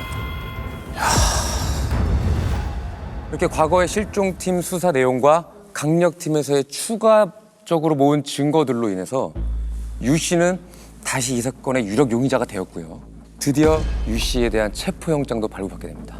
이렇게 체포영장을 받은 김 형사님을 비롯한 강력팀 형사님들은요, 일단은 유 씨를 만나러 갑니다. 유 씨는요, 경기도 포천으로 터전을 옮겼고요. 거기서 한 고깃집에서 일을 하고 있었다고 합니다. 근데 그 고깃집이 살짝 언덕에 있었어요. 밑에서 올려다 보니까 식당 안이 훤히 보이더라고요. 근데 딱 고깃집 안에 피해자가 딱 있었는데 저희가 이제 식사하러 온 척하면서 식당 안으로 들어갔죠. 근데 피해자가 저희가 들어가야 수상함을 느꼈는지 식당 뒤쪽으로 나가서 뒷산으로 도망을 치더라고요. 저희가 그래서 바로 뒤쫓아가서 잡아서 내려오고 수갑을 채웠죠.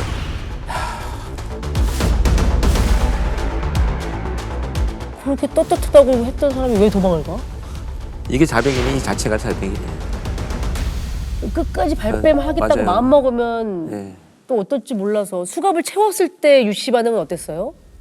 자기는 조사받고 다 끝났는데 왜 또 체포하는 거냐고 하면서 아 이거 보면서 이거 자백을 받을 수 있을까 하면서 또 머리가 또 아프기 시작하더라고요. 그러니까요. 아니 그럼 왜 도망갔다는 거야?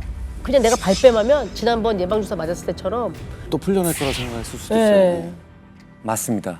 그래서 이대로 안 되겠다 싶었던 우리 형사님들은요, 작전을 세우기 시작합니다. 경찰서로 들어가기 전에 조 씨가 매장돼 있던 야산 앞에 먼저 차를 슥 세워보기로 한 겁니다. 포천에서 서울로 이동하는 동안에는 피해자에게 일부러 한마디도 걸지 않았습니다. 조 씨가 묻혔던 야산 쪽에 차를 세우고는 거의 다 왔는데 내려서 담배 한 대 피고 가시죠 라고 한 거죠 저희가. 네. 신의 한 수다. 아무리 자기가 뭐 발뺌을 해도 그 현장은 정확하게 기억을 하겠죠. 자 그런데 우리 피해자가 산을 제대로 쳐다보지도 못하더라고요. 그렇게 한참을 차에다 버티더니 갑자기 그 의자 앉은 데 내려와서 무릎을 꿇고 큰 소리로 오열을 하기 시작했습니다. 에이, 이제 와서.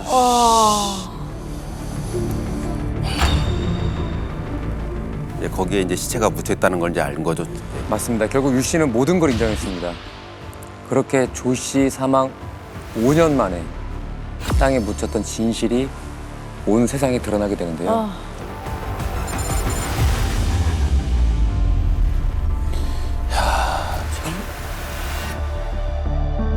동거녀를 살해하고 암매장한 40대 남성이 5년 만에 붙잡혔습니다. 오랜 시간이 흘렀지만 시신의 손이 온전하게 발견되면서 범인을 잡을 수 있었습니다. 아이고. 아유.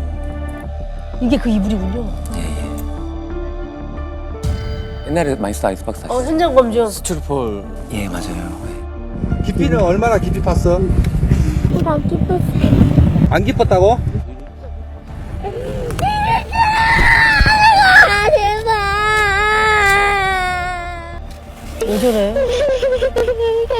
싶어요. 아니 대체 왜 그런 거나 이유가 전 너무 궁금합니다. 당시 유 씨가 도박벽이 좀 심해서 조 씨랑 많이 다퉜다고 하더라고요.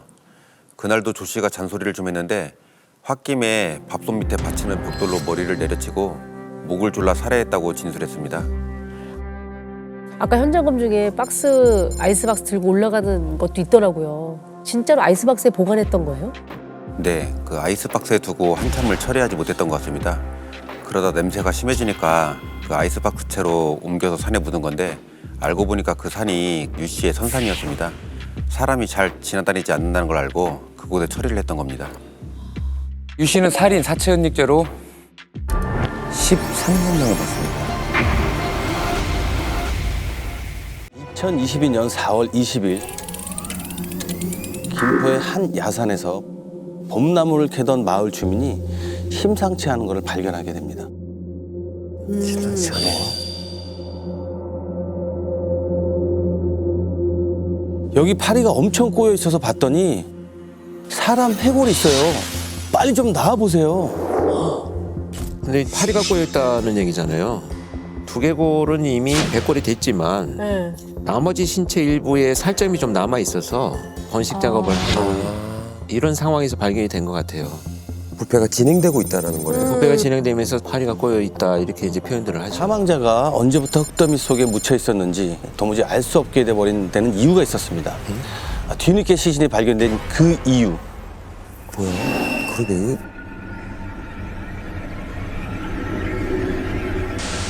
시신이 발견된 곳은 도로에서 약 30m 떨어진 풀숲이었습니다. 등산로처럼 보이지만 산 중턱에 있는 농장으로 올라가는 비포장 도로여서 인적이 거의 없는 곳이라 뒤늦게 시신이 발견된 상황이었습니다. 보시다시피 봄철이라 풀이 조금씩 자라고 있었는데요. 해골이 발견된 곳만 흙더미였고요. 이렇게 파여 네. 그래서 최소 지난 겨울쯤에 매장된 시신이 아닌가 추정을 했었습니다.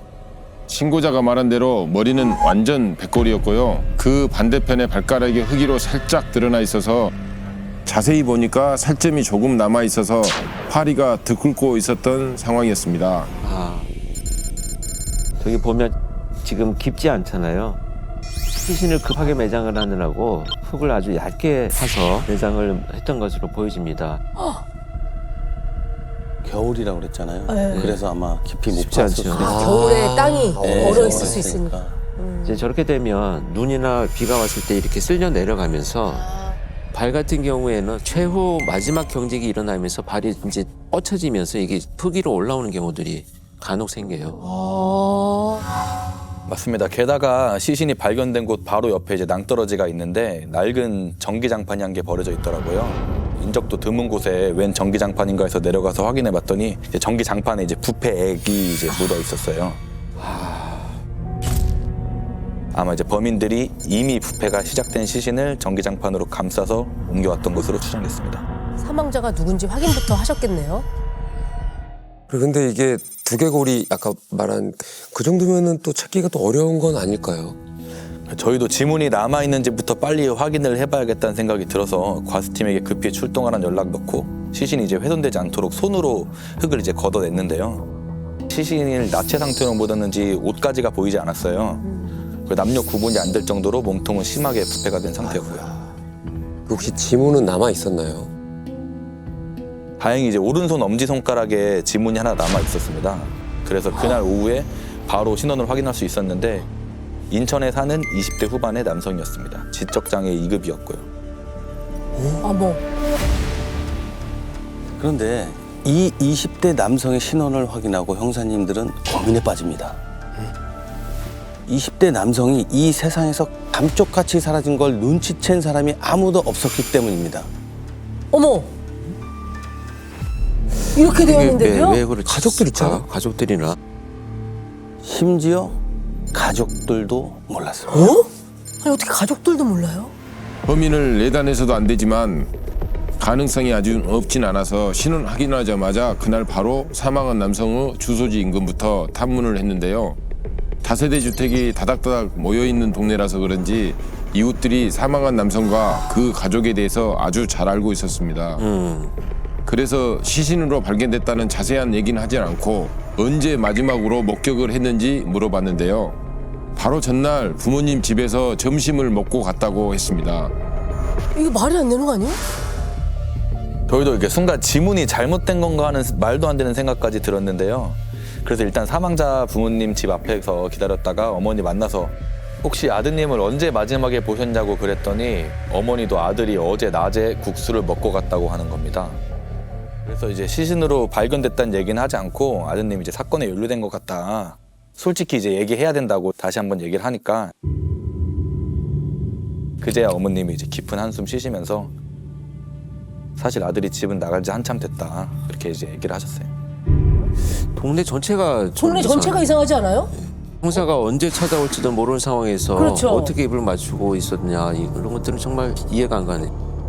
동네 사람들 얘기는 무엇이며 본 것처럼 왜 얘기를 했는지. 그러니까 아들이 이제 동네에서 한참 동안 안 보이니까 이제 동네 사람들이 아들한테 뭔 일 있냐, 왜 안 보이냐 이제 주변에서 물어보니까 어머니가 이제 전날에도 국수 먹고 갔다 이런 식으로 계속 이제 둘러대고 있었던 거라고 그렇게 말씀하시더라고요. 사망한 피해자를 본 사람은 없는 거네요. 이웃들도 이상하게 생각할 정도로 안 나타났다면 실종 신고를 먼저 했었어야 되는 거 아닌가요? 제가 지금 이상한 게 딱 그거예요. 아니 언제 집을 나갔는데 실종 신고도 안 하고 있었던 거예요? 21년 9월 초에 나가서 안 들어왔다고 했거든요. 21년 9월 초요? 네. 겨울이 아니라 가을에 나간 거 아닙니까 그러면은? 그렇죠. 9월이면. 지금 이게 사건이 2022년 4월이라고 하셨잖아요. 6개월 전. 지난해 겨울에 묻혔을 가능성이 있다고 하셨는데 실종된 건 8개월이나 지난 거 아니에요? 근데 계속 기다리고 있었다? 그리고 동네 사람들한테 거짓말을 했다? 이거 뭔가 되게 의심 가는 부분이 생겨요. 불안하네요. 불안하다 이거. 아들이 현재 어디에 있는지 알기 때문에 신고를 하지 않았던 거라고 했습니다. 이건 또 무슨 얘기예요? 점점 미스테리해지네. 근데 뭐가 단단히 착각하신 거 아니에요? 그러면 어디 있다고 알고 계시던가요? 아는 형네 집에 있다고 하더라고요. 어렸을 때부터 또래들이랑 어울리는 걸 좋아해서 종종 집에 들어오지 않은 적이 많긴 했는데 이번엔 좀 너무 심하다 싶어서 몇 번이나 집에 오라고 문자를 보내기도 했다고 하셨습니다. 연락이 되고 있었구나. 그러니까 어머니 입장에서는 그냥 아는 형네 집에 안전하게 잘 있을 그쵸? 거라고 생각하고 믿고 계셨던 거네요. 그렇죠. 그래서 저희가 사실대로 어머니께 아드님 상황을 말씀드렸더니 이제 무슨 얘기를 하냐면 믿질 않으시는 겁니다. 아들이 다쳐서 병원에 가야 된다면서 병원비를 보내달라는 문자까지 왔다면서 문자를 직접 보여주기까지 하셨거든요. 엄마 나 다쳤어. 이렇게 병원비 보내줘. 이렇게요? 근데 그 문자를 보니까 이제 아들이 직접 보낸 게 아니고 이제 아는 형이 보냈던 거더라고요. 그게 이제 시신이 발견되기 2달 전인 2월 달에 보낸 문자였고요. 이게 아들이 살고 있다던 아는 형네 집에 있다가 무슨 일을 당한 것 같은데 근데 보통 그 아는 형이라면 어머니 뭐 다시 병원에 데려가셔야 될 것 같아요. 그렇죠. 어디 병원에 있어요. 이렇게 네네. 되는데 병원비를 달라? 그러게요. 근데 어머님이 아시고 너무 충격받으셨을 것 같아요. 정말 참담해 하셨습니다. 잘 지내고 있을 거라고 믿고 있었던 자신의 굉장히 탓하시더라고요. 차디찬 흙더미 속에서 누군가가 자신을 찾아주길 기다리고 있었을 아들을 생각하니 온통하다며 가슴을 치셨습니다. 생각지도 못한 비보를 들으신 거죠. 근데 그 아는 형이라는 사람이 지금 저는 너무 의심스러워요. 그 사람이 범인이라면? 지금부터 그 아는 형을 정수라고 부르겠습니다. 형사님들은 어머니 얘기를 듣고 정순의 집으로 바로 달려가지 않았습니다. 어머. 왜냐면 피해자가 정순의 집에서 잘 지내고 있다고 어머니에게 알려주던 또 다른 인물을 용의선상에 먼저 올렸기 때문입니다. 피해자보다 2살 많은 형이었고요. 아는 형이라는 정수와는 고등학교 동창이었는데요. 어느 날 갑자기 어머니를 찾아와서 아들이 정순의 집에서 잘 지내고 있다고 하면서 중간중간 소식을 전하다가 어느 순간부터 어머니의 연락을 피했다고 하더라고요. 어느 순간부터 묻지도 않은 소식을 직접 와서 전하다가 어느 순간 연락을 피한다? 거기에다가 병원비를 요구했던 정수라는 사람과 고등학교 동창이다. 동창. 상당히 뭐가 수상하긴 하네요. 예, 좀 이상합니다. 그렇죠. 그리고 저희가 어머니를 통해서 그 소식통의 주변 인물들을 탐문해보니까 이 사람이 이제 피해자를 본 적 있냐, 안 보이던데 어디서 맞고 다니는 건 아니냐, 죽은 거 아닐까, 뭐 이런 말을 하고 다녔다는 얘기들이 나왔습니다. 단순히 사라졌다고 하는 상황에서 나올 만한 얘기들은 아니죠. 그렇죠. 그렇죠. 저희는 정순의 집에서 뭔가 일이 벌어졌다고 생각을 했고 그렇다면 이 소식통이 어쩌면 공범일 수도 있겠다는 생각까지 했습니다. 그래서 정수를 먼저 찾아가지 않고 소식통부터 만났는데요. 저희를 만나자마자 자신은 사망자를 작년 10월 말경 마지막에 보고 못 봤다고 딱 잘라 말하는 겁니다. 실종 신고를 하든 야 찾아보자라고 하든 부모한테 알리지도 않고 그러니까요. 피하고. 형사님들은 이번에도 피해자의 사망 사실을 알리지 않고 알고 있는 게 뭐냐, 도대체 왜 그런 얘기를 하고 다니는 거냐 묻습니다. 그런데 여기서 생각지도 못한 얘기들이 툭 튀어나옵니다. 10월 말에 정순의 집에 놀러 갔다가 피해자를 보고 굉장히 충격을 받았다고 했습니다. 그래서 피해자가 혹시나 잘못됐을지도 모른다고 생각하고 주변에 소식을 들은 사람이 있는지 떠보려고 물어보고 다녔던 거라고 했습니다. 그럼 뭘 봤길래 지금 이렇게 얘기를 하는 거지? 마치 죽은 사람처럼 보였다고 했습니다. 온몸에 화상을 입어서 피부가 다 벗겨진 상태로 이불 위에 누워 있었는데 누군지도 못 알아보고 말도 잘 못하는 게 겨우 숨만 붙어있던 상황이었다고 합니다. 데리고 나오려고 집에 가자고 했는데 이제 피해자가 안 된다, 도망가고 들키면 영호가 때릴 거다, 영호가 무섭다 이런 말을 했다고 하고요. 이 소식통도 피해자가 영호의 이름을 꺼내자 이제 아무것도 할 수 없었다고 말했습니다. 새로운 이름이 지금 나왔어요. 다른 인물이네요. 친한 형이 나왔고요. 그 소식을 전해준 소식통 형이 나왔고요. 그 소식통의 입을 통해서 영호라는 사람의 이름이 나왔어요, 지금. 그 영호라는 이름을 듣자마자 아무것도 할 수 없었다. 그 영호라는 사람이 뭔가 상당히 위협적이고 막 그랬었던 걸까요? 영호가 누구예요, 대체? 그 언젠가부터 정순의 집에 들어와서 살기 시작했다는데 그중에 나이는 제일 어리지만 이제 무서워서 아무도 건드리지 못한다고 했습니다. 그러면 그 영호가 무서워서 신고도 못하고 데리고 나오지도 못하고 아무것도 못하는 상황이었다는 거잖아요. 맞습니다. 그날 마침 영호가 집에 없어서 동창인 정수한테 상태 좀 괜찮아지면 연락을 해라, 자기가 집에 데려다 주겠다고 하곤 나왔다고 했고요. 피해자의 어머니한테는 이 사실을 모두 말할 수가 없어서 전화를 이제 피했던 거라고 그렇게 얘기를 하더라고요. 지금 일단은 집에 영호라는 사람도 들어와 살았다 그랬잖아요. 그럼 이 집은 도대체 몇 명의 사람이 같이 살고 있었던 거예요? 세입자였던 정수와 정수 여자친구 그리고 영호와 피해자까지 넷이서 살고 있었다고 했습니다. 종종 주변 친구들이 며칠씩 묵으면서 놀다 가기도 한다고 했고요. 4명. 지금 사망한 분이 지적장애가 있었다라고 하는 것도 자꾸 걸렸고 그러니까 이게 혹시 지적장애인을 집단으로 학대하고 폭행하다가 결국 사망에 이르게 한 이런 사건이 아닐까 싶기도 하거든요. 사실 피해자와 마찬가지로 이제 정수와 그 여자친구도 모두 지적장애를 갖고 있었습니다.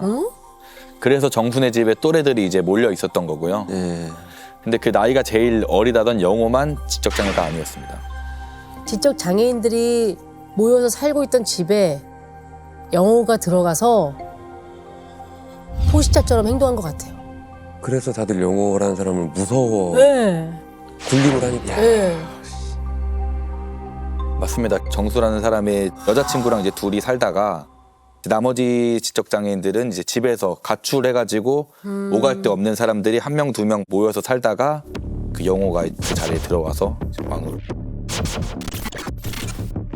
소식을 전해주던 남성도 이제 지적 장애가 약간 있었고 저희가 피해자와 어울리던 또 다른 지적 장애인을 만났었는데 그 사람도 정순의 집에 갔다가 이제 영호한테 붙잡혀서 폭행을 또 당했다고 하더라고요. 다른 피해자가 또 있었던 거네요? 또 있네. 네, 사망한 피해자가 직접 영호한테 맞는 걸 본 적도 여러 번인데 얼굴에 이제 검은 비닐봉지 씌워놓고 영호가 자신이 기분이 풀릴 때까지 폭행을 했다고 그렇게 얘기를 했고요. 그걸 보니 무서워서 꼼짝을 못했다고 하고요. 어느 날은 영호가 피해자와 격투기를 시켜서 어쩔 수 없이 피해자를 때렸던 일까지 있었다며 괴로워하기도 했습니다. 피해받은 모든 분들이 지적장애가 있었다는 게 더 뭔가 이 사건을 더 안타깝게 하네요, 진짜. 그래서 혹시 마지막으로 언제 피해자를 봤냐, 그때 상태는 어떻더냐 물었더니 10월 말에 그 집에서 겨우 도망쳐 나올 수 있었는데 그때가 마지막으로 본 거라고 했습니다.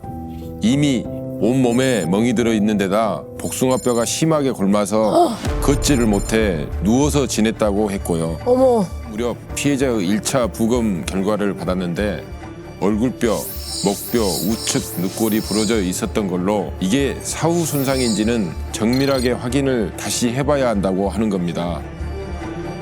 걱정되는 거는 지금 이 정도 가학적인 행동을 하고 위협과 폭력을 오갔다면 사실 그 집에 사는 누구도 지금 영호라는 사람의 말을 거스를 수는 없잖아요. 그렇다면 이 영호가 이 사망한 피해자를 자기가 매장하지는 않았을 가능성도 있어요. 무슨 얘기냐 하면 그 장면을 목격한 사람들을 공범으로 만들어서 이제 신고를 하지 못하게 하는 수법을 쓴다면 유기, 매장 이런 데 전부 다 동원을 하지 않았을까. 근데 그 집을 빨리 가서 빨리 잡아야 되지 않을까요? 이제 이 정도 네, 나왔으면. 네, 갔죠. 집에 사람이 있는지 확인을 해야 해서 이제 집 앞에서 잠복을 하고 있었는데 정수 여자친구로 보이는 사람이 이제 장을 보고 이제 오더라고요. 거기가 빌라 1층이었는데 마침 현관문을 이제 다 안 닫고 들어가는 거예요. 그래서 이제 저희가 바로 확 치고 들어갔죠. 영호는 없고 정수만 있었습니다. 저희가 이제 들어가니까 자다가 깜짝 놀라서 이제 벌떡 일어나더라고요. 그래서 저희가 이제 차분하게 사람 죽여서 묻은 적 있냐 이제 얘기했더니 이제 그 자리에서 인정을 했고, 장을 보고 들어왔다는 여성은 집에 자주 놀러 오던 여자였는데 그 사람 역시 피해자 시신을 옮길 때 같이 갔다고 자백을 해서 일단 그 자리에서 둘을 체포했습니다. 여자친구는 회사에 있다고 해서 이제 회사로 검거팀을 한 팀 보내고 그 집에서 안매장할 때 이제 신었던 장화랑 삽 증거물들도 모두 확보를 했고요. 영호를 잡아야 될 것 같은데 영호는 어디로 갔나요? 드디어 체포계 에이스가 움직입니다. 임영사님이 경북 경산에 있는 영호를 체포하기 위해 정영사님을 출동시킵니다. 그때 출근 준비를 하고 있었는데 갑자기 팀장님이 경산으로 가서 그 살인범을 잡아오라고 하시더라고요. 내려가는 길에 영호에 대한 정보를 듣게 됐는데 번호판이 없는 배달 오토바이를 타고 다닌다고 하더라고요. 이후 불문하고 일단 경산의 차량 통행량이 가장 많은 곳을 찍고 내려갔습니다. 비슷한 오토바이도 상당히 많았을 텐데요. 그렇죠. 맞습니다. 차량 통행이 많은 곳으로 가서 대기를 하다가 오토바이 기종이 좀 비슷하고 번호판이 없다 그러면 일단 무조건 따라 붙었습니다. 영호 전화기 기지국 위치값이랑 일치하게 그 움직이는지 동선을 보고 아니다 싶으면 다시 제자리로 돌아가길 몇 번 반복을 했죠. 그런데 그때 팀장님한테 전화가 한 통 오더라고요. 정수 여자친구를 직장에서 체포했는데 경찰이 데리고 갔다고 그 직장에서 보호자한테로 연락을 한 겁니다. 근데 그 보호자가 바로 영호였더라고요. 팀장님이랑 전화 끊자마자 번호판이 없는 오토바이 한 대가 갑자기 출발을 하는 겁니다. 그래서 바짝 따라붙었죠. 그리고 한참을 기다리다가 어디인가에 멈춰서길래 저희도 시동을 끄고 지켜보고 있었거든요. 그때가 코로나가 한창이어서 마스크를 쓰고 있었기 때문에 얼굴을 확인할 수가 없었는데요. 이 다음 행동을 딱 보자마자 그놈이 영호 같더라고요. 뭘 보고 직감하신 거예요? 휴대전화기 후레쉬를 딱 켜더니 시동을 켠 채로 오토바이를 질질 끌면서 골목길에 주차된 여러 대 차량의 내부를 쫙 비춰보는 겁니다. 아, 그렇구나. 처음에 그 범인이 형사님을 찾았다고 했잖아요. 아, 약간 이 순간인 것 같은데 지금? 아 그런 거예요? 예, 맞습니다. 근데 그때가 밤인데다 저희 검거 차량 유리가 시커멓게 차단이 잘 돼 있습니다. 후레쉬 비친다고 보이지가 않거든요. 와라, 제발 차 조금 하나 와라. 그 전화기 잡고 있는 손만 문 근처에 오면 저희가 바로 이제 낚아챌 수 있는데, 본인도 뭔가 수상하면 바로 튈 생각이었는지 한참 떨어져서 가까이 오지를 않는 겁니다. 그래서 어떻게 됐나요? 거기가 오르막길이 있는데 오르막길로 오토바이를 또 그 질질 끌고 올라가는 겁니다. 그리고는 누군가한테 전화를 하는데 그때는 좀 식은땀이 나더라고요. 아, 이놈이 이대로 골목에서 시동 켜고 달리면 추적이 좀 힘들어지겠다 싶었는데, 그때 마침 여성이 전화 통화를 하면서 집에서 나오는 겁니다. 대화하는 걸 들어보니까 여성이 누군가한테 도대체 뭘 찾으라고 하는 거냐 이렇게 얘기를 하면서 소리를 지르는데 영어랑 통화를 하고 있는 것 같더라고요. 이 여성한테 주차된 차들 중에 안에 사람이 있는지 없는지 자기 대신 가까이 가서 확인을 해보라고 하는 것 같았습니다. 그 여성은 정작 왜 찾아야 되는지 이제 모르는 듯이었고요. 목적을 모르니까 이 여성이 좀 건성건성 본 겁니다. 그리고는 이 여성은 오토바이 쪽으로 불렀는지 오르막길 쪽으로 가서 영어의 오토바이 뒷좌석에 탔는데 어디론가 가더라고요. 가면 안 되잖아요. 그러니까요. 그때 당시 여성이 급하게 나왔는지 편한 차림에 슬리퍼 신고 그러고 나왔습니다. 그 복장으로 도망가는 건 아닐 것 같아서 위추적을 했더니 모텔촌으로 가더라고요. 그래서 바로 모텔을 돌면서 오토바이를 찾아내서 세 바퀴 대기를 기다렸죠. 오토바이 있으면 모텔로 들어가면 되는데. 왜냐면 지금 여성이 같이 있잖아요. 위급하면 이런 범죄자들은 그냥 인질로 만들 수도 있고, 자해를 할 수도 있고, 그래서 아마 잠들 때를 기다리지 않았나 이런 생각이 듭니다. 취약한 순간을 노려서 모텔 주인한테 열쇠 받아서 방으로 들어갔는데요. 그 여성은 놀라서 이제 벌떡 일어났는데, 그 여성이 오빠 일어나 봐 이렇게 막 소리를 지르는데도 꼼짝을 안 하더라고요. 바로 끌고 내려가고 싶었는데 옷을 벗고 있었기 때문에 일단 깨웠죠. 잠에서 깬 척 연기를 하면서 자기는 이 상황을 모른다, 난 아니다, 내가 한 게 아니다 이러면서 범행에 대해서 이제 전면 부인했습니다. 부인해봤자 소용없었습니다. 이미 공범들의 자백으로 수사는 일사천리로 진행되고 있었거든요. 정수와 그 여자친구 안매장 때 동행했다는 여성까지 휴대전화 기지국 위치를 확인해봤더니 시신이 발견되었던 김포에 2021년 12월 23일 새벽 0시 30분부터 약 1시간가량 머물렀던 것으로 확인됐습니다. 얼추 맞았네요. 지난해 겨울로 추정을 했었잖아요. 맞아요. 예. 와, 그 나도 괘씸한 게 그 2월에 어머니한테 병원비 보내달라고 했을 때는 이미 사망한 상태였던 거죠. 병원비를 받아내려고 한 거짓말이었습니다. 그런데 문제는 그 김포에 안매장 하러 간 날 이상하게 딱 영어만 거기에 없었던 듯이 위치값이 안 잡히더라고요. 분명히 여기서 지켜보든가 뭔가 했을 텐데. 네. 맞습니다. 영호가 주범이었고 김포까지 가는 차량을 렌트하고 운전대까지 잡았다고 이제 다들 진술을 했거든요. 이제 영호가 예전에 휴대전화 대리점에서 잠시 아르바이트를 한 적이 있었는데 정수 여자친구 아버지 전화기가 마침 고장이 나서 고쳐주겠다고 거짓말을 하고 아버지 신분증을 받아서 온라인에서 렌터카를 빌리고 그 아버지 전화기를 들고 다녔더라고요. 그리고 사실 그 영호는 렌트를 할 수도 없었어요. 운전면허가 없었거든요. 뭐야? 주범인 영호가 결국엔 자신의 폭행을 인정했는데요. 피해자가 자꾸만 거짓말을 해서 폭행이 시작된 거라고 했습니다. 피해자가 어느 날 갑자기 엄마가 집으로 오라고 했다. 휴대폰을 보니 엄마랑 연락한 적이 없어서 화가 났다. 미안하다고 눈치를 보는 게 마음에 들지 않아서 때렸다고도 했습니다. 네, 주로 영호가 폭행을 주도했고 정수도 가담을 한 것으로 드러났는데요. 주먹으로 얼굴 배등을 때리는 건 기본이었고 심지어 쌍절곤을 구입해 와서 양 끝에 그림책을 말아서 청테이프로 감아 몽둥이를 만들어 때리기도 했고요. 피해자에게 뜨거운 물을 뿌려서 화상까지 입혔다고 했습니다. 피해자는 그 집에 들어간 9월부터 사망하기 직전인 12월 중순까지 거의 매일 폭행을 당했던 것으로 확인됐습니다. 정말 기가 막혔던 건 영호한테 이제 피해자를 폭행할 때 손을 뒤로 묶고 얼굴에 검은 비닐봉지를 씌웠다고 그러던데 왜 그런 거냐고 물으니까 아주 재밌는 질문을 받았다는 듯이 시야가 안 보이면은 이제 더 겁이 날 것 같아서 그랬다. 무섭게 하려고 그런 거다. 이제 이런 말을 했습니다. 나중에 최종 부검 결과가 나왔는데 얼굴뼈 다발성 골절, 늑골 골절 등 외력에 의한 다발성 손상과 화상으로 인한 폐혈증 등으로 합병증이 발생해 사망한 것으로 확인됐습니다. 영호가 진술할 때 뭐 와사바리, 초크 뭐 이런 용어 쓰면서 이제 유도 기술을 걸었다고 했는데요. 알고 보니까 이제 영호가 격투기 무에타이를 5년 정도 했고 중학교 때부터 선수 생활을 해서 2년간 사범까지 했다고 하더라고요. 하지만 피해자가 결정적으로 못 일어나게 된 건 정수의 폭행 때문이라고 끝까지 주장했습니다. 검거했을 때도 좀 자신이 있는 것 같더라고요. 이 영호라는 친구는.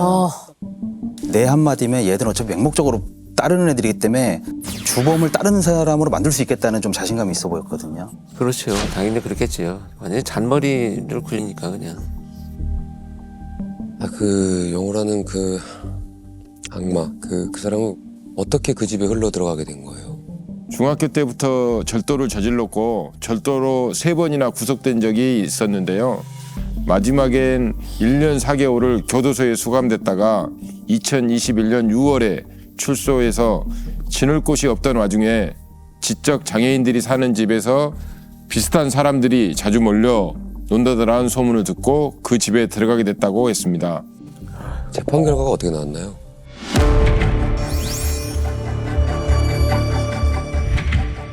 주범인 영호는 30년, 정수는 20년, 정수의 여자친구는 5년, 사체 유기에 가담한 여성은 1년에 처해졌습니다.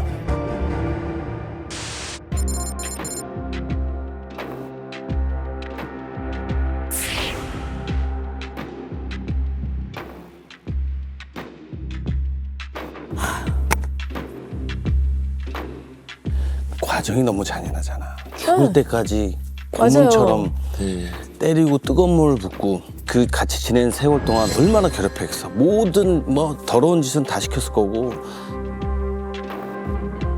이 진실을 파헤치는 데까지 난관이 굉장히 많았던 상황이었는데도 우리 김포 에이스 형사님들께서 정말 에이스가 무엇인지 그 면모를 제대로 보여주셨던 그런 사건 같습니다.